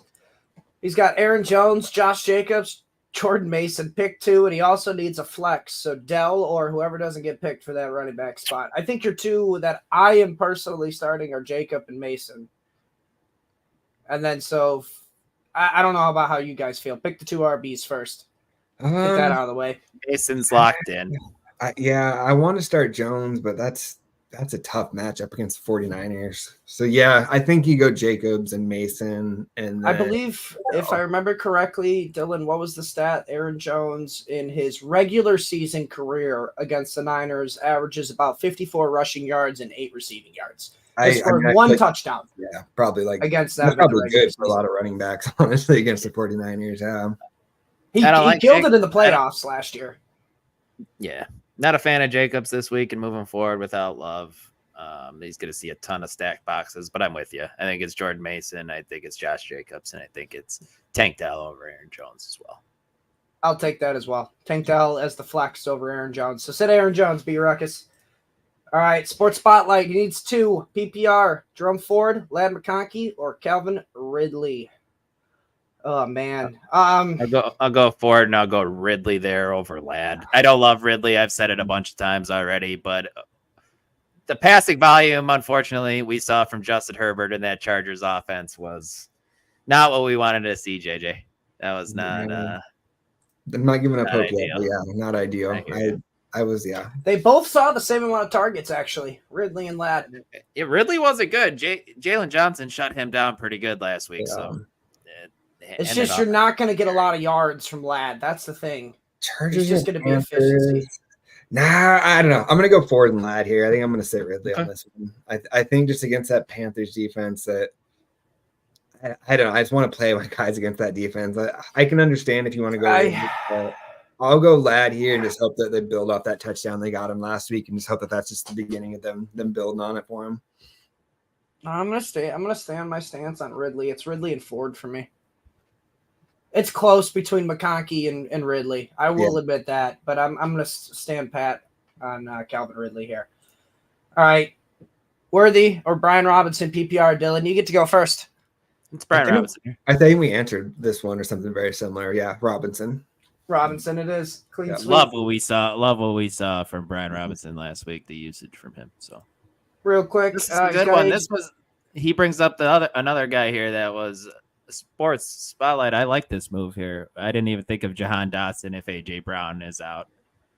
But you said you didn't like any Eagles receivers. I know. I blanked on Jahan Dotson, man. Honestly. Yeah, I like Bucky Irvin. I wouldn't have made that move. I think Bucky Irvin has some season-long value here. I'm assuming that's what he meant. I just dropped Bucky Irvin, I think. Mm-hmm. Yeah, I mean, he was the better runner between the tackles in week 1. I mean, we're going on 2 years in a game of Rachaad White not really doing anything in between the tackles. And I mean, he did what he did. He excelled as a pass catcher. So I'm not going to be surprised if more and more of the running game work ends up shifting to Bucky as the season goes on, where Rachaad makes his killing in the passing game.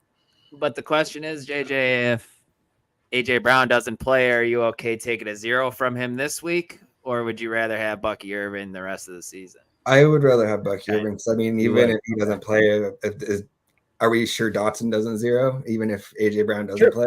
For sure. I did forget about him being there. So I mean, that is possible. I'm impartial on this move. I get it. You're playing the safe route. I get it. But Bucky Irving is one of those guys you do. I did mention it. If you have somebody like Tank Bigsby to stash, it's a good, that's why I'm impartial on it. I'm a little higher on Bucky Irving than Tank Bigsby, though.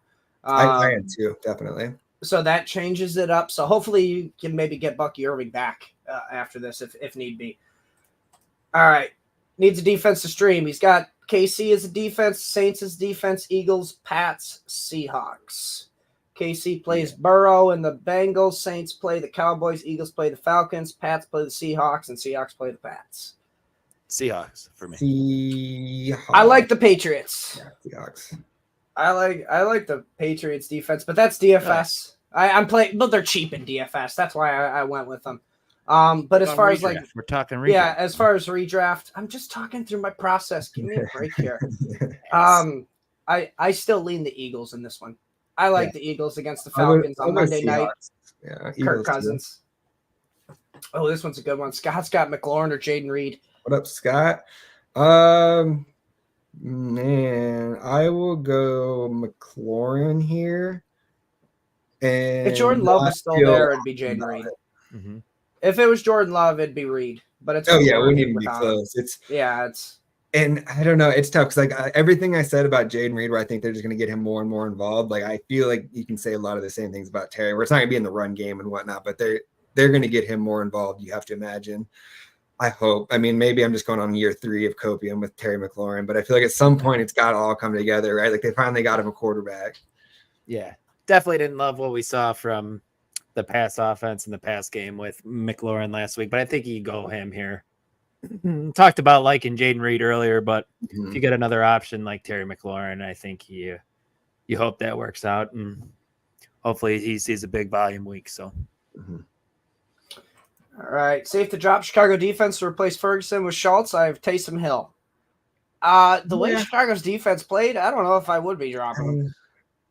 I guess it depends on scoring, but yeah, I mean, you have to imagine do we think that's going to be a thing every week though, or was that just no? But it's just one of those things where until Chicago plays somebody like Kansas City or like maybe, yeah. I don't want to play him against the Texans this week. You don't want to? No, I don't want to pick up Schultz if I got Taysom.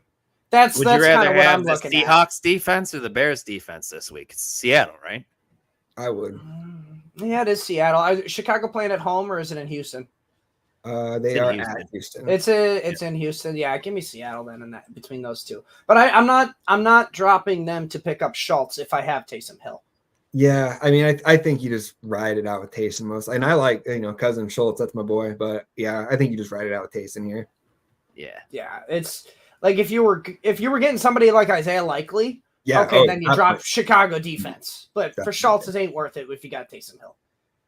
McLaurin, Jaden Reed, BTJ, right? Half point PPR. I know this is not the right answer. The process would not point you in this direction, but I can't stay off Brian Thomas Jr. Yes, I'm with you. Let's just go off the vibes. I 100%. All right, let's go. Yeah. It's all vibes. It's all vibes. Let's go. If you don't want to follow the vibes, go McLaurin. Yeah. If you want to follow the process, go McLaurin probably. Yeah, the process has McLaurin. The process. I mean, Brian Thomas Jr. in the first game got 4 catches and a touchdown. I mean, and that pass that Trevor Lawrence threw, that he trusts him. If you go back and you see the angle where he let go of the ball and where he caught it, he put a lot of faith in him not messing up that route, and he dotted him, man. It was nice. All right, Sports Spotlight from the original question. Start 2 PPR: Demarcus Robinson, Calvin Ridley, Jerome Ford, McConkey. We answered basically this question already, and I'll go Ford and McConkey, and you guys are both Ford Ridley, right? I went Ford Ridley, yeah. AJ Brown, should I sit him and play both Zach Charbonnet and Monty, or stick it out with Brown and choose one of the two RBs? That's so tough, man. I'd stick it out with Brown and play Sharps. I would. So wait, say that again. You do what? It's either sit AJ Brown and play both Sharps and Monty, or stick it out with Brown and only play one of those running backs. Oh, okay. See, I was misunderstanding. I will probably go both running backs here unless I got hit like with James Cook on Thursday and I need a ton of points. And then at that point, I guess I'll just hope AJ Brown. That's fair. I agree with you on that. I'm not risking a 0 with if AJ Brown doesn't play, so I got to go. We all have Christian McCaffrey-itis after that week 1 Monday night. Yeah. But we do got a handful of these guys. We got 4 minutes left, so let's try to run through these pretty quick. And I'm not helping with taking it off the screen here. My stash on this one is Darnell Mooney. You got McLeod, Ray McLeod, Darnell Mooney, and Jahan Dotson. Yeah, I go Mooney. All three are decent options, though. Have you just want an option in that case? Full point PPR, flex 1, Jamison Williams, Tank Dell, Jaden Reed, Jordan Mason. You had to have Jordan Mason in there, huh? Yeah, it's Jordan Mason. That's the answer. Yeah. If it wasn't Mason, it'd be Williams for me. And I think I'd go Tank Dell number 2, but we were all close on that one as well. Zach Sharp or Monty this week? Give me Sharp. Full workload. Give me Charbonnet too. I don't like the Bucks matchup at all. Yeah. That one's close, but yeah. Are the Jets a lock at defense this week? No. I think they'll be fine. I think they'll be fine, but not a lock. I think the Titans stay on the ground this week. They're probably in that defense 6 to 14 range, kind of somewhere in there. Yeah. All right. Got a trade question here. Should I accept a Chase for Olave, Bijan, and Pickens? I will. You get Olave, Bijan, and Pickens for Chase. I'll take those 3, assuming. I'm taking those. I'm taking those 3 too. With if you're getting a 3 for 1. Yeah, a 3 for 1. Yeah, I would do that. Absolutely. Yeah. I mean, if it's dynasty, this is his roster. He'd be adding Olave, Bijan, and Pickens, and just losing Chase. It's probably dynasty. But especially man, you're getting Olave, and I think redraft or dynasty. I like that trade. Yeah, I like that. Yeah, that's a good return for a superstar. Neighbors or Charbonnet for the flex full PPR. That one's Neighbors for me. Give me Neighbors. Go with the talent. Go with the coming talent. Coming out party this week. I'm gonna go to the Neighbors and just hope I don't watch the Giants game at all, and just hope the Bucs after. Like it. Jane Reed, Sharps, or Pickens? He's struggling with Reed this week. We all are, man. Yeah. I think the safest play out of this is Sharps. It may be ugly volume against the Patriots, but I mean Zach Moss scored a touchdown against the Patriots. Sharps can. You give me Sharps as well. Godwin or Flowers? 1 point PPR. Godwin. That one's a give me Chris Godwin this week. Godwin here. I like that matchup. He might have missed this. Charbonnet or Connor. That one's Connor. That was Connor for me as well. Yep. And then Tyler's got Ramondre Stevenson or Brian Robinson as our a good one. I'll go Brian Robinson, but I mean, it's hard to sit Ramondre. I'm trying to find him away in the lineup as well too. Yeah, Ramondre's the only thing on that offense, but give me Brian Robinson. Yeah, we're all going to go down hard if Brian Robinson has a bad week. Yeah, we are. All of a sudden, Austin Eckler's going to see 12 targets in the passing game or something wild like that. Mm-hmm, yeah. Let's see it first. 12-team half PPR needs 2 flexes. He's got Chuba Hubbard, Christian Kirk, and Rashid Shaheed. I want Kirk and Shaheed. I think I agree, actually. Yeah. Yeah, after seeing the split with Chuba and Miles Sanders last week, definitely don't. Let's just get after seeing the Panthers offense. I don't want to start anybody from that offense. They need Jonathan Brooks back, man. They need a blue chip player that can take a little pressure off Bryce Young, and they don't really have it right now. Yeah, right now it's Panthers offense is stay away. Mm-hmm. So Kirk and Shaheed. Man, that was good timing. Finished up right at 11. Ah, what up? Hey guys, I have an absolute blast doing this. I hope everyone in the comments, we got all your questions answered. I hope you had as much fun as we do doing this. We just, we hope, we're right. We're not going to be right all the time, but you know what? Majority of the time works as well. But before we head out here, Dylan, Jordan, tell us where you can find your stuff at. Dylan, go ahead first. Yeah, you just find me on the YouTube channel here for the Sunday Social and the Candy Shop Fantasy Football Podcast on Friday nights with Mike and Ike. So check us out. Check me out there. But that's it. What do you got going, JJ? Yeah, follow me on Twitter here at Dino NFL. Again, I'll have my Monday morning recap of all the Sunday breaking news. Sorry, Yeah, AJ Brown's out. AJ Brown has officially been ruled out. Decision So was made easy take him on out of your all of us. lineups, guys. Get AJ Brown out. Wow, that's a big one. Okay. That's a gift. Fantasy football is here, baby. Fire up all your Devonta Smith. And I think Dallas Goedert probably becomes pretty close to a must start in a lot of leagues, probably at this point, unless you have a really good option ahead of him. Yeah. But yeah, at NFL on my Monday morning recap tomorrow. Yeah, I look forward to talking to you guys next week after Xavier Worthy's 3-touchdown performance. See you guys. See you guys. Peace out, guys. Good luck in week 2. All right. Now what you guys have all been waiting for, past the start sit, obviously. We have the master of the MME, and we got the captain of cash, Keith Flemming and Chris Robbin. What's up, boys? You guys ready to win some more money this week? Captain of cash. Really quick, I join, I get to maybe 5-10 minutes early and you guys are running through them questions. And I'm thinking, to quite frankly, I mean, we do notes, right? We write our DFS guys down and DVPs and stuff, but it seems like absolutely exhausting. There's like hundreds of questions coming in and you're like, it's like an auction. You're like, can I get B-Rob or Ramondre Stevenson at 25 carries this week? It's like, holy smokes. Maybe I slept in a little bit late. I'd like to slow things down a little bit, but hey, hello, Keith. What's going on, Chris? How you doing, buddy? Try to leave you guys some time, because we don't want to be pushing your segment too far back. We got to keep a timely schedule here. So, speaking of that, I'm going to get out of you guys' hair. All right. So you guys have good luck and win some people some money. I know I'm going to be listening in the background. Keith is the only one with the gorgeous flow up top. I have nothing going on. And it was nice. I know it was nice. We're broadcasting or like just in the wings, waiting in the wings. And, last second, AJ Brown is out. So that is a good move to make. Before we get into, week 2, the blink of an eye, it's week 2. And before we know it, we're going to be in this exact same spot. Week 8, week 10, and here we go. But there was a report that came out that Tua doesn't want to retire, and that was what everybody was basically talking about this week. Aside from all the start-sit stuff, and is this guy going to play? Is this going to? And he says he has no plans to retire. And again, that's not my business. It's not any of our business. But in a way, though, we can be objective about it and say, walk away. You got a young son and you got a young wife and you got a beautiful family and everything ahead of you. And it's easy for us to say that, on a broadcast with a couple hundred people, 25 people watching us, right? We're not professional athletes. We can say, yeah, walk away, make fun. Your brain is mush, scooping it out with, tomato ladle or a soup ladle, all this stuff. And he says he's not going to, but to be fair, it's not my business, but it does stink when, a kid with such promise just cannot stay healthy. And it's not like it's some soft tissue stuff or like a turf toe. I mean, this is life-threatening kind of, deal where it's like a vegetative state is possible down the road. Again, I'm not a medical doctor, obviously, but Keith, when we look at the overall landscape of week 2, what do you have like this big monologue prepared, or is it going to be, well, I'm just rolling with the punches, guy? For me, this week in cash, I'm looking at the QB and running back position. There's a lot of values, kind of 6,400 and below.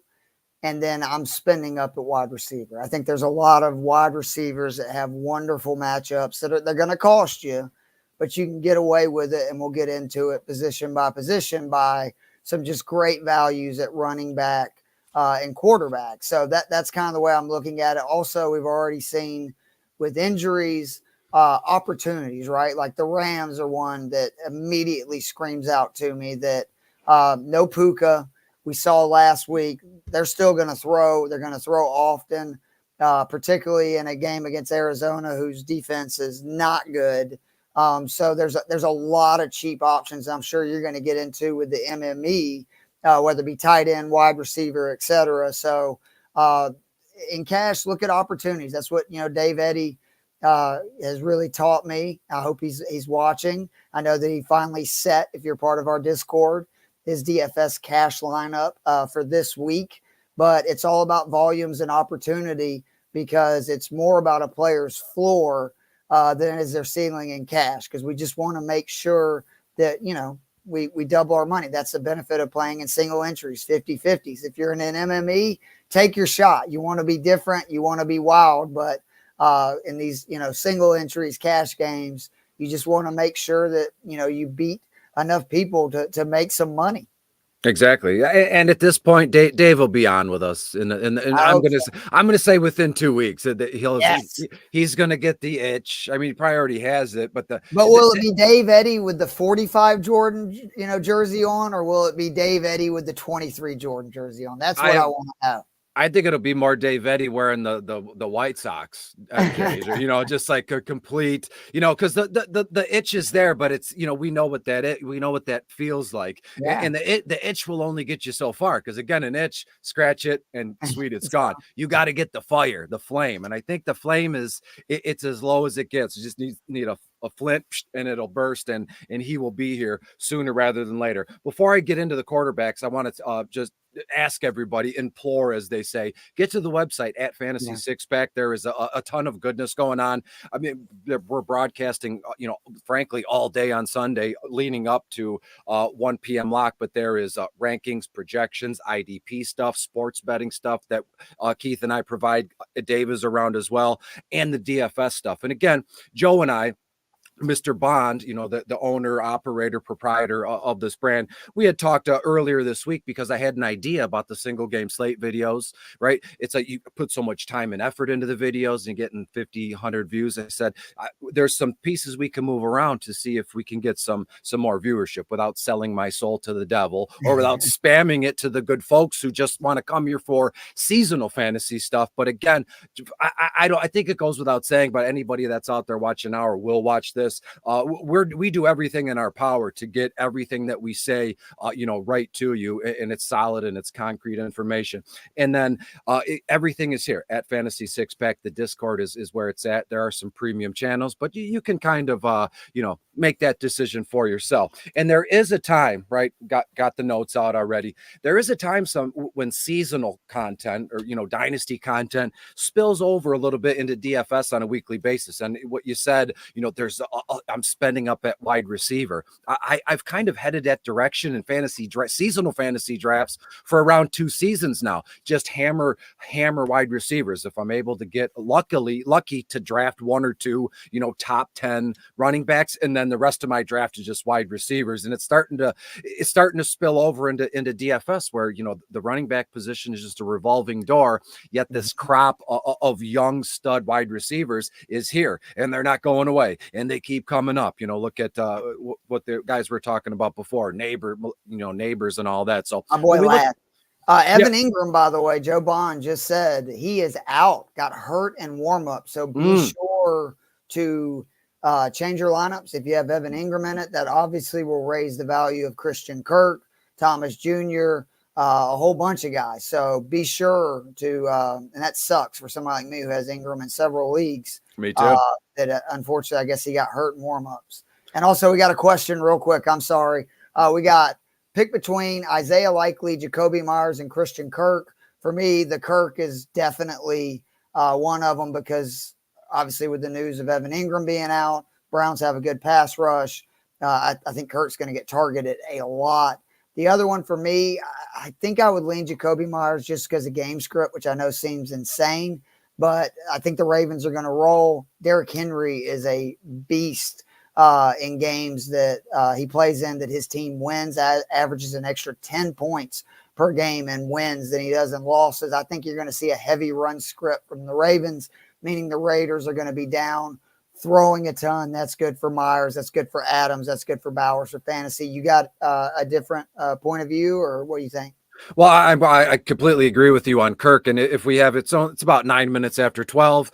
We have 51 minutes until kickoff at 1 o'clock. So we can check off Kirk. He is going to be. And then the other two, let's just run through some projection. I have Isaiah Likely, 5 to 6 targets, 3 to 4 receptions, around 40 yards. Week 1 was fantastic. Missed that second touchdown by his tippy toe, or his big toenail, something along those lines. He's averaging around 12.3 yards a reception. So as it stands now, looking at like just shy of 9 fantasy points. And the other one was Jacoby Myers, if I'm not mistaken, the Vegas wide receiver. And you're looking at like 7 to 8 targets, 5 to 6 receptions, around 50 reception yards. And get this, Jacoby Myers averaging 20.3 yards a reception. So I kind of thought I was going to go in that direction, Christian Kirk and Jacoby Myers, because of it's not the kid's fault that Derrick Henry is going to be featured more this week. I would imagine, right? Everybody said it was kind of a shock that he did score the first touchdown of the game and for the Ravens in the season, but then he kind of took a back seat because they didn't need him. And to be fair, that's beautiful for betting purposes and DFS purposes. Baltimore doesn't really need him to win or to hammer you, and they can just pick their spots. And that's a scary proposition if you're facing Derrick Henry in real time on the field or real time, in your fantasy matchups. They're just gonna like call in the dogs, right? It's like you call in Optimus Prime or something, and boom, he smashes. So that's a perfect segue. The most expensive quarterback this week is the Baltimore Ravens, Lamar Jackson. Vegas Raiders 27th overall against quarterbacks. I mean, his price tag across the board's a little bit too high for me, if I'm going to try and spin things from a GPP perspective, but it's okay. I'm going to pivot to Matthew Stafford here, Keith. And when you look at the Rams are in Arizona's 29th overall against opposing quarterbacks. The Rams came and they lost in Detroit last week. But again, Stafford looked good, right? He had a touchdown, couple hundred yards. I could see that this game, he's 7-5 on FanDuel, $6,000 on DraftKings. I could see a case where we're looking at, I mean, realistically, I have him around 280 yards and a pair of touchdown passes. But there could be a case, I'd look like a fool if I said Stafford's might throw or will throw for 400 yards. That could be, you know what I mean? That could be a thing. And you see all these, very cheap wide receivers just racking up yards and whatnot for the Rams here. So don't look past or sneak past Matthew Stafford here. Without Puka, he's going to, and Stafford had to deal with that his whole career here in Detroit. Guys are in and out and hurt, and he just, spinning gold out of hay or whatever the Rapunzel did up in that tower. I don't know. And my second one, and we could go on all day. There's something about Geno Smith. I highlighted him. He's in bottom of the barrel, which is out now, but I'd prefer to talk about Sam Darnold real quick. And probably go say, what are you doing, dude? It's the San Francisco 49ers.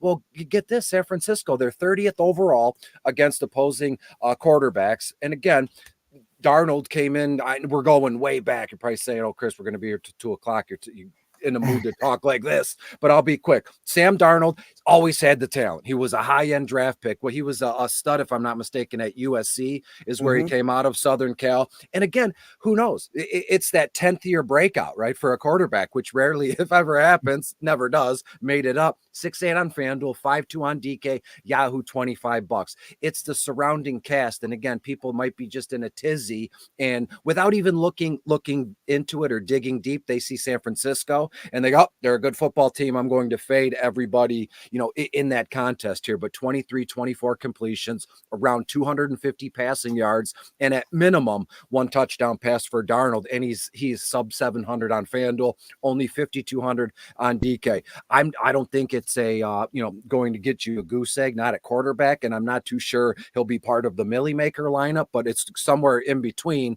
which is probably the most vague thing I've ever said on a broadcast. So Keith, where are you looking at quarterbacks this week? So there's just 3 really that I am playing in cash. The first and the one that's going to be in a majority of my lineups, Baker Mayfield, Tampa Bay Bucks, at your Lions. I think this is going to be the shootout, or the most likely shootout, I should say, of this slate. Baker has scored 19 points or more now in 7 of 8 games dating back to last year. He's thrown for 300 plus 5 of his last 8, averaging right at 2.5 touchdowns per game in that span. Love the way the Bucks offense looked week 1. Granted, you got to, account for the fact they're playing Washington, which we all know is one of the worst defense in the league, especially versus the pass. But I like the additions of Bucky Irvin. You got, Jalen McMillan adds another deep threat to the team. And they moving Godwin back to the slot is so big. Like, I just think that's where he's going to thrive the most. But the big thing is just this Detroit defense, very good versus the run. Like one of the most elite run defense in the league really bad versus the pass. Over their last 7 games, they were averaging 350 yards per game through the air. And Baker last year in the divisional round threw for 350 yards, 3 scores versus them.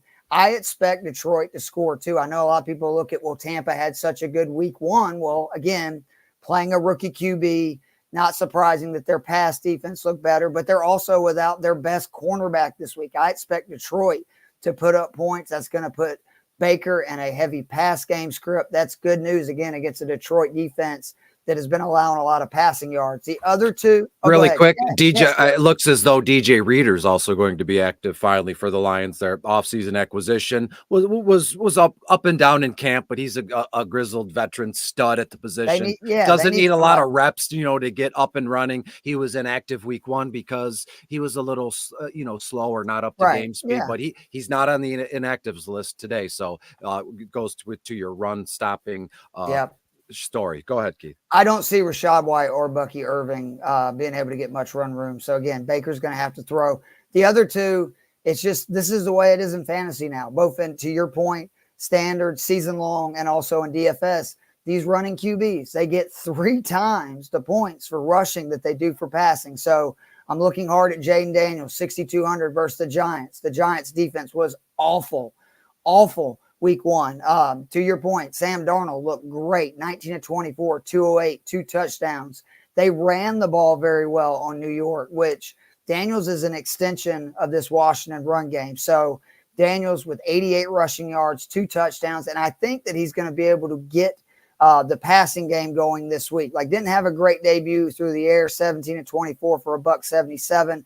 I expect him to have more success versus a Giants team that the secondary still looks pretty weak. Both of their safeties, remember, are gone, made interceptions for their new teams. They're missing those guys. I think Terry McLaurin's going to get involved this week. And then Justin Fields. I know everybody sold on him, including myself. It cost me a lot of money pivoting from Daniels to Fields in lineups last week, but he's only 5,400. He scored 20 points or more in 13 of his last 29 games. Double digits, by the way, in 27 of those 29. So you can just mark him down for 10 plus points. He had 11-9 last week. The big thing, saw 14 rushing attempts last week. I expect that to be kind of around his number each week in this Arthur Smith offense, particularly when they're playing a defense like Denver that 5 yards per carry last year versus the run. They really struggled. And then right off the bat, week 1, Kenneth Walker over 100 yards and a touchdown. So I love Fields and Najee Harris this week. And Fields scored 28.9 points per game, 28.9 points versus this Denver team last year with Chicago. And the big thing is you might have to worry about Fields when he faces good offenses, because if Pittsburgh gets down, he's got to throw. That is not really what Fields is best at. This Denver team with Bo Nix, particularly against the Steelers defense, which I saw versus my Falcons, they are not going to be able to score points, meaning Pittsburgh is going to pound the run. Fields, if he gets 14 carries, he will have a lot better stat line than 54 yards on the ground, no touchdowns, and only 11.9 points. And what I like about both Daniels and Fields, you don't have to stack them. Just play them by themselves, and it's okay because they don't really throw the ball. That's not the upside of them, and there's not a wide receiver that really stands out. We call that naked, Keith. Play that guy naked. Naked. I love that. And you can take it how you want. You can be naked yourself as you're rostering them, but because we know the player isn't going to be naked, but silly joke, and it wasn't even funny. My nephew likes to be naked, so I'm good with that, man. He's 2 right now. He just likes to be naked everywhere and anywhere. So yeah, lots of little kids do. Man. What about little kids do, and what about our pets? I've never seen a dog wearing jeans. Eco doesn't have pants on right now, man. That's what I was saying. Beastie, my cat's walking around with her tail up. It's got nothing going on, just free and clear.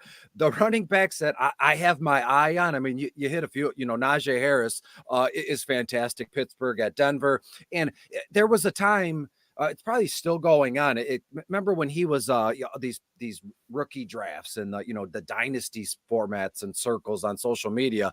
I believe he's been in the league 5 or 6 years now. This might be his 6th season, if I'm not mistaken. So let's just cut 1 year and say 5 years ago, this big boom on social media of fantasy football, the fantasy football space on Twitter, right? That whole deal. That was like it's kind of like the gold rush deal in San Francisco in the Wild Wild West in the late 1800s. That thing, same thing kind of happened on Twitter for fantasy football space, right when Najee Harris was being selected and drafted, and people were going, nuts for him. And look, he is steady Eddie, and I don't think that's a slight. We have a question here. Jake's asking, not that he's freaking out, but it says need 2 out of MHJ. I don't know what that stands for. Marvin Harrison Jr., I think. Oh, Marvin Harrison Jr., Diggs, and Ladd. So, Mike, you bring that comment up so Jake knows that we're here in the mid, of talking about naked animals and Najee Harris's, consistency here. Jake needs 2 out of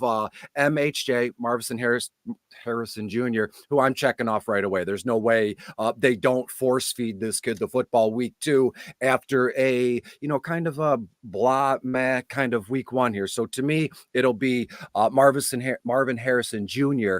And Diggs. Ladd is a nice wide receiver to keep in your back pocket. And, week 2, we're still running the start your studs. Why get cute in seasonal formats? They're playing Carolina. 2. They're going to run the ball down Carolina's throat. Yeah. So I love Ladd, but not this week. You're going to get so much more volume with Diggs and Harrison, to your point. Bingo. And I had a friend ask me about Diggs. I think there was like 4 of them. Actually, the Fantasy Receipts account, we're always chatting with each other, DM, and they asked me about 3 wide receivers or 4 of them actually. And I said, of all of them, I'm going to leave Diggs out because this Houston Texans offense, it's fantastic, right? And Joe Mixon, this is exactly what I said verbatim, in a DM. Joe Mixon is going to get his week in and week out, but those other 3 receivers, Nico, Tank, and Diggs, it's going to be like that shell game, on the street, on some alley in New York, wherever it's going to go. And Diggs, you lifted the cup and there's the ball week 1. And so each week it's probably going to be a different receiver. Good luck trying to figure out who, but we know if we work our way back and deduce the situation, I think is a mathematical term. Diggs was week 1. Not that he can't get nuts in week 2, but I just think, with it being week 2 already, they're going to give other folks chances, and he is in the slot. So Jake, a little bit of an extended time on your question. We thank you for being here. As I was saying, when we talk about the running backs here, Aaron Jones, Ramondre Stevenson, and J.K. Dobbins, that trio for me is doing something special. And right before we were live at noon, the guys, JJ and the guys were talking about, I think it was Ramondre Stevenson and somebody else. And they all went with the somebody else. And I'm thinking, we all think kind of the same way from an output perspective, but Ramondre Stevenson had 25 flipping carries last week, and again they're playing Seattle, who's 31st overall against the run. Ramondre 6'9" on FanDuel, a little high, but it's 6'3", 6'4" is kind of the cutoff for me in bottom of the barrel and the price tag. But the matchup is so sweet. The workload is already baked in my book, week 2 already, and 6'2" on DraftKings, looking at 16, 17 carries, 75 yards is probably going to be his floor, and a touchdown, in addition to a trio of catches for another 25 yards. And when you look at J.K. Dobbins, the Chargers are at Carolina. I'll have you repeat what you said about the Chargers playing Carolina, Keith. Yeah. What are we going to expect from the Chargers? Harbaugh's going to shove it down their throat with the run. I promise you. He loves it. That's what he does, and he's I don't know if he's a sour piece. He's the U of M barely beat Arkansas State, and so does he. Then he's got his own professional football franchise to kind of get over the hump with and abuse the opposing team based on some college he coached a year ago. That's the way my whacked out brain works, and the rest of it is at what you see is what you get at bottom of the barrel. Blake Corum, I think, is a sneaky move, and what else could it be? He was active, but he didn't even see the field last week against the Lions. Supposed to be the punt returner, kick returner deal, and he wasn't even on the field. Justice Hill is in play just because the DBP, just because of the price tag. I don't think there'll be a case where, Derrick Henry gets too many carries and he's tired of just cramming the football down Vegas's throat. But Justice Hill, his game is, the receptions, right, as a running back out of the backfield. And James Conner is also in play. Arizona against the Rams. I told you I was going to work out. It was my idea, to everybody, Keith and I. Yeah. Yeah, let's not like I think I said segments, but I get the best of myself when I start talking. I said maybe, halfway through the broadcast, to kind of break up the player conversations, we just come up with like a parlay thing. And 2 minutes before we went live, Keith goes, listen, he's a good dude, he's a good man. He says, oh, look, here's my parlay. I go, I completely forgot. I blanked on my own idea, but you'll be happy to know, Keith, I already put one together on the fly. So never doubted you. As I toss it to you to kind of, clean up the running backs and anything else that stands out to you, I will finish my parlay and give folks the 100% good odds what I they got. need. I love it. Again, the backs, as I was saying, I think that there's value. Now, Derrick Henry is somebody for cash that you do need to consider. He's 6,800. I think he's going to be relatively low owned because people were just disappointed in the performance last week. The big thing is, and it was a great stat, and I apologize who originally sent it out this morning, but averaging 10 extra fantasy points per game for his career when they win compared to lose. How many people really think the Raiders are going to beat the Ravens? So that's good news for Derrick Henry. I also think Gibbs is a value in a shootout at 6,400. But the running backs that I just have in most of my lineups, there's really three of them. First one's Brian Robinson Jr., 5,800 versus the Giants. He was tied for the team lead in targets and receptions last week. That's not going to happen week to week, but it shows he's going to be involved in the passing game, even with them adding Eckler. 86% of the run carries, which that's the big deal. That was a game that they got behind early, so they didn't get to run it a ton. I think that changes this week versus the Giants, so that's good news for them. Facing a Giants team that 6th most rushing yards allowed last season. And then again, they proved early right off the bat with Aaron Jones going for almost 100 yards and a touchdown at over 6 yards per carry. They're still having issues, and they gave up passes to running backs last week, 5 receptions for 40 yards. Najee Harris is my favorite play this week. Again, 5,500 at Denver. He saw 77% of the rush attempts week 1, 5 red zone attempts. That was second among all running backs in the NFL. He's facing a Denver team that allowed Kenneth Walker to rush for 100 yards, over 5 yards per carry. As I said, they averaged giving up 5 yards per carry for the entire season last year. 20 rush attempts in week 1. Patterson and Warren combined for 6. And then for me, the big deal was the run-pass split. 41 rush attempts for Pittsburgh and that new Arthur Smith offense and just 23 pass attempts. That is going to be their ammo in any game that they're able to control, keep close, or lead. And I just believe, having seen what I did from Bo Nix, the Denver offense last week, and what I saw from this Pittsburgh defense, unfortunately up close and personal versus my Falcons, Denver's going to have a real hard time scoring points, meaning Pittsburgh's going to control the clock. They're going to run it a lot. And I actually think Pittsburgh's defense is going to create some turnovers, and that's obviously going to lead to some short fields, potentially a cheap touchdown for Najee.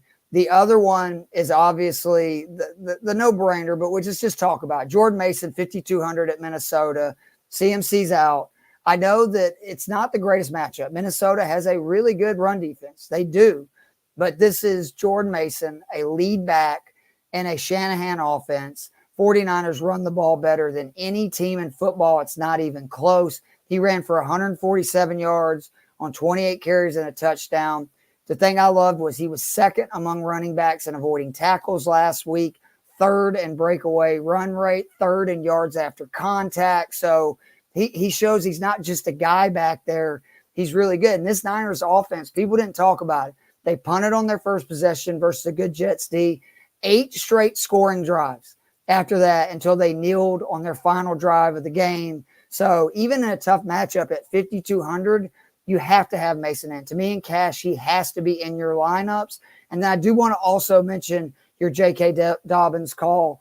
Again, Panthers are just atrocious. I mean, the defense looked awful. And Dobbins, top 3 in yards, fantasy points per opportunity, yards per touch, breakaway run rate, and to me, the most important one, run block rate. So that means that he actually did a good job blocking as well, and so did the Chargers offense. So I just think that is at 5,400 a potential smash play. We saw last week he had just a decent game, busted that big touchdown run.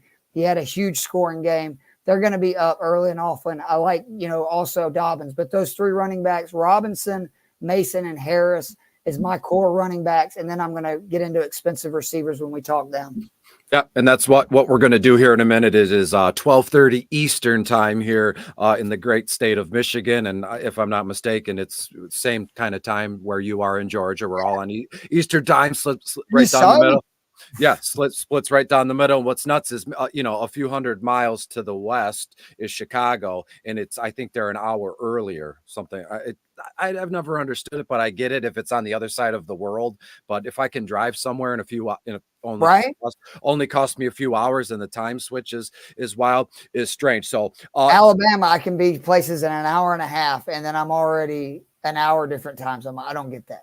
Yeah, and if I'm not mistaken, I don't want to go too off the rails, but it chops up the monotony. I think there's a place in either Oklahoma or Kansas where you can stand in two different states at the same time, or it might actually be 4 states at in each corner, because right there in the middle of the United States, there's a few states that are like perfectly square and rectangular, and then Oklahoma has that one little piece that goes all the way weird out there, and we'll go from there. We got the questions flowing in here, and I know Mr. Mike LaPlant, also congratulations to him and his wife celebrating their 1-year anniversary today. I had seen that on Facebook, and boy, did he outkick his coverage. Lucky SOB. God, but you did too. I mean, you can't toss that around. No, for sure. Self-imposed. You've already said that. So everybody is out kicking their coverage, and it's a fantastic thing. So Mike, congratulations to you and the wife, and we'll go from there. As I said, the questions are flowing, and anybody that's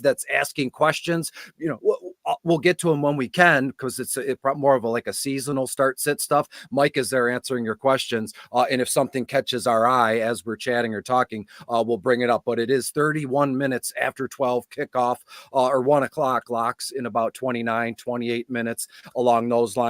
And let's talk about the wide receivers to some extent. And then before we get into tight ends, or just sprinkle in some DSTs, we can go through our parlays quickly, because I just built a monster touchdown one with some running backs, and I put Stafford to throw a couple touchdowns, and it's $25. I think will net us. We will get like $1,200 back for $25. CD Lamb is the most expensive wide receiver on the slate as it stands, rightfully so. 9-1 on FanDuel, 8-8 on DK. And then my thought process to this thing, each week, specifically wide receiver this week, it's a different thought process than most folks, right? And you can go anywhere. I don't know why I had this thought or this idea as you were finishing up, you're talking about running backs here, but as the viewer or the consumer of content, there is 1,000 different places you can go any day of the week to take in sports betting content, to take in DFS videos and articles and such. But the one thing I think is indispensable is if you're paying a premium membership anywhere, or you're just really a fan of the girl or guy given the information, you're after and you're chasing a different thought process than your own, and a different thought process than all of the masses have in general. And I'm not saying I'm king shit or I'm better than anybody else, but I think I've had a different thought process my entire life about everything, and it's led me into some trouble. I've been in trouble a few times, but when you can spin it to your advantage, it's a wonderful thing. So when I'm looking at this one, Chris Olave, people are saying he didn't do anything, such a disappointment in week 1. And it's like playing cards. It's like playing roulette. It's the law of averages. And what are the chances Chris Olave, he's definitely the best receiver on the New Orleans Saints, but top 10 drafted top 5, top 10 wide receiver in seasonal formats. There's just absolutely no way he blanks and craps the bed 2 weeks in a row. It's like you go to a roulette table, red has come up 50 times. When are we going to grow some stones and put all our money on black? Because it's got to happen one of these times, and we're still early in the season where I could kind of think and shook and jive that way. So Chris Olave is in play. Marvin Harrison Jr., as the question was asked, same thing. The high-end rookie wide receiver coming in already professionally developed, and they said about him when he was even his senior year or the last year he played at Ohio State, kid's going to be a star in the NFL. He was born for this, right? Given his father and the lineage here. Marvin Harrison Jr. against the Rams, dead last, 32nd overall. And you know what I'm going to say, Keith? Last time I checked, there's only 32 teams in the league. Yep. And there's like 32 teams in the league, so there's no way they don't actually, make it a point of emphasis to get Marvin Harrison Jr. the football. And what if we see kind of a stretch of games where he pulls like a Calvin Johnson, gets tackled inside the 1, inside the 5, and then whoop, we put in James Conner. So those two can be beautifully in sync against the Rams. I love Zay Flowers again this week. I don't think there will never be a week where we can't kind of, stack up and use Zay Flowers. And you might say, well, Chris, you Marvin Harrison, Zay Flowers, Terry is highlighted. I know you'll probably talk about him, so I'll save the people that. Chris Olave, Jamison Williams. These are some big name, high end kind of wide receivers. Well, because it's only week 2, the price tags are still low enough where I can kind of sneak them in bottom of the barrel, and that time will pass, and I'm going to have to do some real work, sooner or later. But right now, it's like at the carnival, throwing the darts at the balloons, and you get a stuffed animal. So as I said, Chris Olave, MHJ, as some consumer was saying in the comments, Zay Flowers, Terry McLaurin. And there was a question here because it goes looking at what was it? I'll have to scroll up here. It was Jamison Williams. I forget what the other one was. He said Jamison Williams. I think it was like Christian Kirk or something like that. And I did look it up in terms of targets and receptions. And I'm not saying, maybe I am saying this as a little bit of a Lions homer. Christian Kirk, yeah. Yeah, they're looking at almost identical stat lines in terms of targets, receptions, yardage. The only difference I feel is going to be yards after the catch, which I would slightly favor Jamison Williams because as it stands now, he's on the come up big time, and Christian Kirk is just. Has he ever come up? But he's kind of leveled out in a plateau. But I would run with Jamison Williams, and I'll tell you why. Because it's so close, targets and reception and yardage. Why I would go Jamison Williams because it's more fun to watch a guy like him play, a kid like him play. Up secondary too. Yeah, and it's a little bit sprinkled of some Lions homerism, but if we're not enjoying, putting our players in lineups and watching them on TV and rooting for them, then we're doing it wrong. So give me Jamison Williams because of just maybe 10, 12 yards more, and it's just more exciting. Where are you going with wide receivers this week? So again, there's kind of 4 expensive guys that because I went cheaper at QB and running back, they're in a majority of my cash lineups. I'm on Ross St. Brown, 8,100. The sky is not falling, people. This guy has been a fantasy cheat code. He had 1 bad game. It's okay. And the big news is Tampa blitzes at one of the highest rates in the NFL. His target rate swells to over 30% when Jared Goff is being blitzed. He will be blitzed a lot this week. Again, Tampa's secondary is banged up. They're missing some key additions. I think St. Brown has a huge bounce back game. On the other side of that game, Mike Evans, 7,500. Talk about doing the most you can with very few targets. 6 targets last week, 5 receptions, 61 yards, 2 touchdowns. Last time these two teams met, Evans was unstoppable. 8 catches, 147 yards, and a score. And wide receivers last week versus Detroit. And again, this is with Puka going out early, 27 receptions for 266 yards and a score. They really struggle with wide receivers. I expect Mike Evans and Chris Godwin to have a good game. Let's talk about the elephant in the room, Cooper Kupp. Is he going to be high owned? Absolutely, 7,600 at Arizona. Who cares? This is the kind of play you have to take advantage of in cash because he's under 8K, to Chris's point. They have not jacked up his price yet. And the data is just unreal. First of all, he saw 21 targets last week. That was 9 more than any other pass catcher in the NFL. He turned those 21 targets, 14 receptions, 110 yards and a touchdown. But it's about his splits when Puka was on the field and when he's not last year. Last year, when him and Puka were on the field together, 24% target rate per route run. When Puka was off the field, that number swelled to nearly 36%. So in week 1, when Puka out early in the game, that number was 41%, the second highest rate in the NFL. And this Arizona defense is just bad. They're bad up front. They're bad in the middle. They're bad in the secondary. And I know the Rams have some offensive line issues, but the great thing is you don't have to be concerned about that because the Cardinals have no pass rush. So even though the Rams are having to play some different offensive linemen, they got some guys that aren't 100%, it's not going to make a difference. And then honestly, the guy that has really snuck into so many of my lineups in the last week, Deebo Samuel, 6,800. We know for a fact that Deebo is the de facto running back number 2 in San Francisco when CMC's out. So Jordan Mason, obviously, I talked about, great play, but Deebo's going to get carries. He's going to get at least probably 5 to 8 rush attempts. He breaks a big one. That's big. The other big thing, the Vikings blitz as much as any team in the NFL, meaning when you blitz, you have to play zone, because if you play man and blitz, bad things are going to happen. Deebo's man splits last year are outrageous for man versus zone. His win rate versus man, 24.5% versus zone, 55.4. Target separation versus man, 1.38 versus zone, 2.64. Target rate versus man, 19.1% versus zone, 25.9. Deebo is a great play today. And I think the Vikings are again, Chris's point earlier with Darnold, they're going to score enough points because you can throw on San Francisco, that San Francisco is going to have to keep the pedal down. And that means Deebo is going to be out there. They're going to be throwing. They're going to be doing everything. But those 4 receivers are in a majority of my lineups, where I'm actually usually running one of those 3 QBs, 3 of those running backs I mentioned, and then 3 of those 4 wide receivers. And that's a majority of my cash lineups. And then we'll talk about tight ends.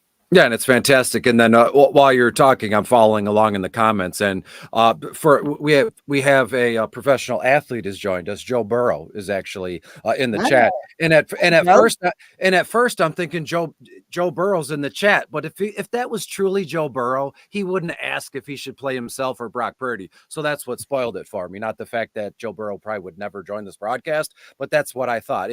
Joe Burrow's got to ask if he should start himself or Brock Purdy. It's probably not the real Joe Burrow, but it's don't like his chances versus Kansas City if that's the case. If he's doubting himself that much, goodness gracious. Yeah, we would, Mr. Joe Burrow, we would want you to say, "Hi, I am Joe Burrow. Screw Brock Purdy. You're going to start me in every facet across the board." And the comments are coming in, and I like to see that, but more so they're about seasonal stuff, start, sit stuff, and we could follow along. AJ Brown out, guy Stephen Grice, excuse my pronounce. I'll just call him Stephen PH with a G, is asking about some wide receivers. He's also looking for waiver wire advice. I know JJ has a fantastic broadcast article, and then he backs it up with a broadcast on Monday. And then this one is kind of interesting too. He's saying CJ Stroud or Anthony Richardson. That's a fantastic one. We have, if I'm not mistaken, Stroud's playing Chicago. That's tonight, actually. That's Sunday Night Football. And then the Colts are in Green Bay playing the Packers here. I would run with Stroud, but that's just me. I know Anthony Richardson is phenomenal, but Stroud is first road start anywhere other than Houston in week 2. I'm not saying that I do think Richardson is probably the safer play because of the rushing upside, but I am interested to see how he plays today. He's only had 1 road game in his career at Houston before that crowd, and that team was electric, and they actually were a winning franchise. And so this is a true road test in Green Bay, outdoor at Lambeau. I'm fascinated to see how he plays today. And they're lucky it's not December or January, and his first road starts in Green Bay when it's like minus 25, and those fans are nuts. I mean, I've never liked the Green Bay Packers, but I've always respected the heck out of them. Same thing with the Vikings and Chicago, because it's not healthy to hate your rival teams. You can respect them and dislike them. It's same could be said for people too. I don't like you, I dislike you, but I still respect you, and that keeps things civil. I've noticed in my world. Before we get to tight ends, we should breeze through these parlays because they're decent in my book. And to be fair, Sam Laporta is the most expensive tight end. That is a no-brainer move. Keith, what is your parlay looking like? And be mindful. We should be mindful of the time. It's 12:44 right now. This. It's 16 minutes before 1 p.m. So it's very easy. I'm going with Daniels over 51 rushing yards. Again, he had 88 last week. Brian Robinson, just 10.5 receiving yards. He had just as many targets and receptions as Austin Eckler last week. So basically 1 pass play and get that. Colby Parkinson, the Rams tight end, over 3.5 receptions. He was targeted 7 times last week, played like 95% of the snaps. Mike Evans over 4.5 receptions. Went into detail how I like his matchup versus the Lions. Travis Kelce over 4.5 receptions, facing a Bengals team that last year gave up the most receptions and second most receiving yards to tight ends. And then Jerome Ford over 17.5 receiving yards, because if you watch Deshaun Watson throw the ball, he can't throw it down the field. That means he's going to have a lot of short passes. If you do that, you're getting 24 times your odds on sleeper. So for a $5 bet, which is what I made, I would win $122 if all those hit. That is wonderful. And I saw every week, probably you're going to see screenshots across the board on social media. And last week, the one that like blew my mind was, I think some guy put 30 cents. He bet 30 cents and he wound up winning like 30 grand because he had it was a touchdown parlay, but they were all first touchdown scores of the game. And he hit like 10 of them, something like that. So when I say a touchdown bet or touchdown parlay, it's an anytime kind of deal. I will be clear and specify if I feel like it's a first time or a first touchdown score. And this one is kind of rehashing when we went over the running backs. James Conner to score a touchdown anytime against the Rams, 32nd ranked defense against running backs. J.K. Dobbins, an anytime touchdown against Carolina, who's just, a sieve for that kind of thing. Ramondre Stevenson, an anytime touchdown score. And who knows, but Ramondre Stevenson, his touchdown could be, a 5-yard reception. If not, he'll pound the ball in on the ground. Najee Harris, I think you and I are on the same page with that one. Getting Najee to score in Denver in Mile High. Harris is a specimen of a man, and I think that thin air up there will have little to no effect on him. And then the last little nugget here that really, boosts up this parlay is Matthew Stafford 2+ passing touchdowns, which we mentioned at the beginning of the broadcast. They're in Arizona. Arizona's 29th overall. And that one, when it's all said and done, it's plus 4,477. So my $25 will turn it into just shy of $1,120. And let's not forget the 44. Let's not forget the 44 cents. And it's all reasonable, right? These are all anytime touchdown bets. Teams first running back, and Matthew Stafford and his arm should be able to get the job done in Minnesota. Excuse me. So as we transition, we got about 13 minutes left before 1 p.m. Head over to the website at Fantasy Six Pack. You can join us in the Discord. We're always chatting and sharing thoughts and ideas. It is free, but there are some premium, pages or channels, however you want to call it. And I'm telling you, you will not be disappointed when you get there. Tag Keith, tag me, tag Dave, tag anybody, and we will get to you as soon as possible. That is where we lay our head. That's where we spend most of our time. That is home. When we look at the tight end position, for some odd reason, it's like when we got the news that Evan Ingram was live on the broadcast, that Evan Ingram was out, it was kind of a bummer because last night in a seasonal format, I had a trade in the works and it had Evan Ingram in there, and I was looking to get a running back or two in there, and now he's out. So I had to bump Taysom Hill into my starting lineup, which I should have done anyways, right? Because Taysom Hill, New Orleans is playing Dallas. Dallas is 27th overall against tight ends. He's 5.2 on FanDuel, 3.9 on DK, $15 on Yahoo. He remains, I'm not going to say cheat code, Konami, that Contra, up, down, down kind of thing. But Taysom Hill is just, nobody talks about him, but he just does his job. And we're going to get 3 or 4 games a season where he leads the position at points in terms of catches and touchdowns, maybe 3 or 4 times. I think this could be one of those weeks because Dallas, as much as, folks dislike them, they have a really good offense. They can move the football. That's not the problem. So in turn, New Orleans, who scored 42 points or 47 points last week? Too many points as a Falcons fan. Screw New Orleans. Yeah, they went nuts. I'm not no way that's going to happen each week, but the sample size, got to take, we can only take what they give us, right? It's only 1 weekend. Preseason doesn't really count for that kind of thing. So as it stands now, New Orleans is rolling. They're confident. First week scores 44 something points. Taysom Hill, it needs to be in rosters wherever you can get him, just based on price tag in that. Brock Bowers, the Vegas Raiders rookie tight end, going against Baltimore, which in some cases you look at the Ravens and go that they're a strong defense. We know what they can do on offense, but Brock Bowers he's such a to mismatch, defensively for teams, because is he a wide receiver? Is he a tight end? Is he going to pancake you blocking for Zamir White? Something like you never know what you're going to get with Brock Bowers. Wait, we'll revisit this in like 5 weeks, and then we know exactly what we're going to get from Brock week to week. But 5-3 on FanDuel, 4-4 on DK. I know a lot of folks are going to be flocking to Luke Schoonmaker because of Ferguson being out and hurting he's going to be okay. He's going to be out a few weeks with a knee ligament MCL kind of deal. But I'm stuck on Taysom Hill, Brock Bowers, and Cole Kmet. I know that's not a main slate thing, and I'll get to it in the Sunday night single game slate video. But to me, those 3 tight ends are where the action is. What are you thinking for tight ends? Is it simple? Is it what's the head looking like there? Yeah, it's pretty simple. And I only say that because I was reminded last week why you do not spend up on tight end and cash, particularly early in the season, because it was just a wasteland. I mean, it was so rough. So I'm looking for tight ends that are going to have opportunity to reasonably price. I agree with you on Brock Bowers. Just the fact that 24% target rate, only Trey McBride had a higher one, 5 first read targets, which is really big. That means they are looking to get him the ball. And then, Colby Parkinson, 3,100. He was 4th in targets last week, 1st in routes run. We know Puka's out. That's a big deal. And then the other guy I'm going to give is Jordan Atkins. I can't pronounce it. I'm sorry. For the Cleveland Browns. We know Njoku is out. Deshaun Watson, again, cannot throw the ball down the field.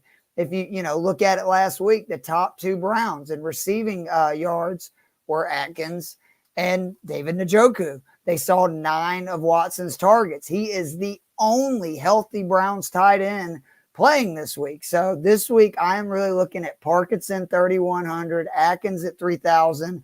And then again, I can spend up at the wide receiver. I'm happy with the running backs and quarterbacks that I have in that kind of 6 to 5K range. And I think that's the way to go this week. Yeah, and it's a lovely thought process, and we could comb through DSTs, name off a DST or 2 that we're into, or we could just tell folks to visit the website again. Each and every week, this is what we're going to be doing, what we're going to be giving to you as best as we can. I've always thought of this, like a broadcast on a Sunday, late morning and into the early afternoon. I've always thought of it as like some fun, jovial, like a radio show, right? We're going back and forth, that people are commenting, and we're just going with the flow, because there's how many other folks and websites are broadcasting right now, and it's not like we have to literally jump through hoops or juggle chainsaws to get viewership. It's not that kind of thing. Just you're Keith, I'm Chris. We're here, we're chatting, we're making fun of it. This is what a broadcast should be leading up to a football game, or leading up to anything, a big baseball game, something along those lines. Can the NFL get that right on CBS and Fox? Those shoes are unfreaking watchable. It's awful. I know. And with the new broadcasters in the booth, Tom Brady, if someone said, well, we finally found something that Tom Brady stinks at. I didn't catch the broadcast myself, but hard pressed to believe he hasn't been studying or doing something to be the best broadcaster he can be. I know they paid him a ton of dough, so he's not going anywhere. And either are we. It's about 12:53, 7 minutes before 1 p.m. And there is a slew of games that are kicking off at 1 p.m. Their afternoon slates is not as interesting as one would think. The Rams at Arizona at 4:05 is fantastic. Pittsburgh, Denver, it's okay. Cincinnati at Kansas City, and then Sunday night the Chicago Bears are at the Houston Texans. So, Keith, you got any like last minute advice, last ditch effort, doing anything that comes to your mind before we split and enjoy our day? Just again, early in the season, we don't have a lot of data, so we're looking for volume. We're looking for guys that we know are going to get opportunities, and pick on bad defenses. There was a lot of defenses, like I mentioned, like for instance, the Giants, who last year 6 versus rushing yards allowed. Aaron Jones kind of torched them week 1. The Broncos gave up 5 yards per carry last year. Again, Seattle kind of torched them on the run game. You can still get a leg up using the data last year because there's signs even after week 1. And I think it takes a little while for people to figure that out. Exactly. And again, I hate to say it, but we got to be mindful of injuries already. As we said, moments before you and I went live, AJ Brown was ruled out. And then a few moments after we were live, Evan Ingram was out. I hope it's not serious, because it sounds like he hurt his hand. Something happened with his hamstring. And when you look at it, what did I say? Jacksonville, where are they playing? I'm looking at my notes here. Jacksonville, they're at home against Cleveland. So it's not like he was practicing, doing a walkthrough in the cold weather. They're in, Jacksonville, Southern Florida, on the coast, one of the coasts. And so I don't know. Should be real fine. Quick, they asked, King Judah said, top running backs before you go. Mine was Robinson, Harris, and Mason. Who would be yours, Chris, this week? Mine would be Ramondre Stevenson, J.K. Dobbins, and a toss-up between James Conner or Najee Harris. If I had to omit one, I would go just three of them. You want Ramondre Stevenson, Najee Harris, and James Conner. The only reason I'm tossing out J.K. Dobbins is because after, again, like I said, playing the roulette wheel, he was fantastic. He was fantastic in week one. What are the chances he's going to do it in back-to-back weeks? And in this case, I'm willing to bet that he does. And in some other cases, which we've gone through today, I am not willing to bet that. So Keith, before we split, I want to tell everybody to make sure you get to the website. We know when you visit, because we can see the clicks and we see your name, like those weird Facebook messages. Want to see someone, 15 people check their background and your record, and you click the link and your debit card's toast, and there we go. But here at Fantasy Six Pack, everything you need from start to finish in every facet of football, let alone sports: the betting, the drafting, the rankings, the projections, DFS, sports betting, parlays, everything you need is right here. So you should just put a chair down, made roots, and watch the Sunday Social every day, or not every day, every Sunday, and we will go from there. So be good, be safe. Chicago is playing Houston later tonight. Should have some edits and a little video and a mindset of what I'm doing. Keith, anything before we split? Just if you think things are bad for you, you could be a Florida or Florida State fan. So yeah, can always be worse. Be good, be safe, and we'll see you soon. Bye.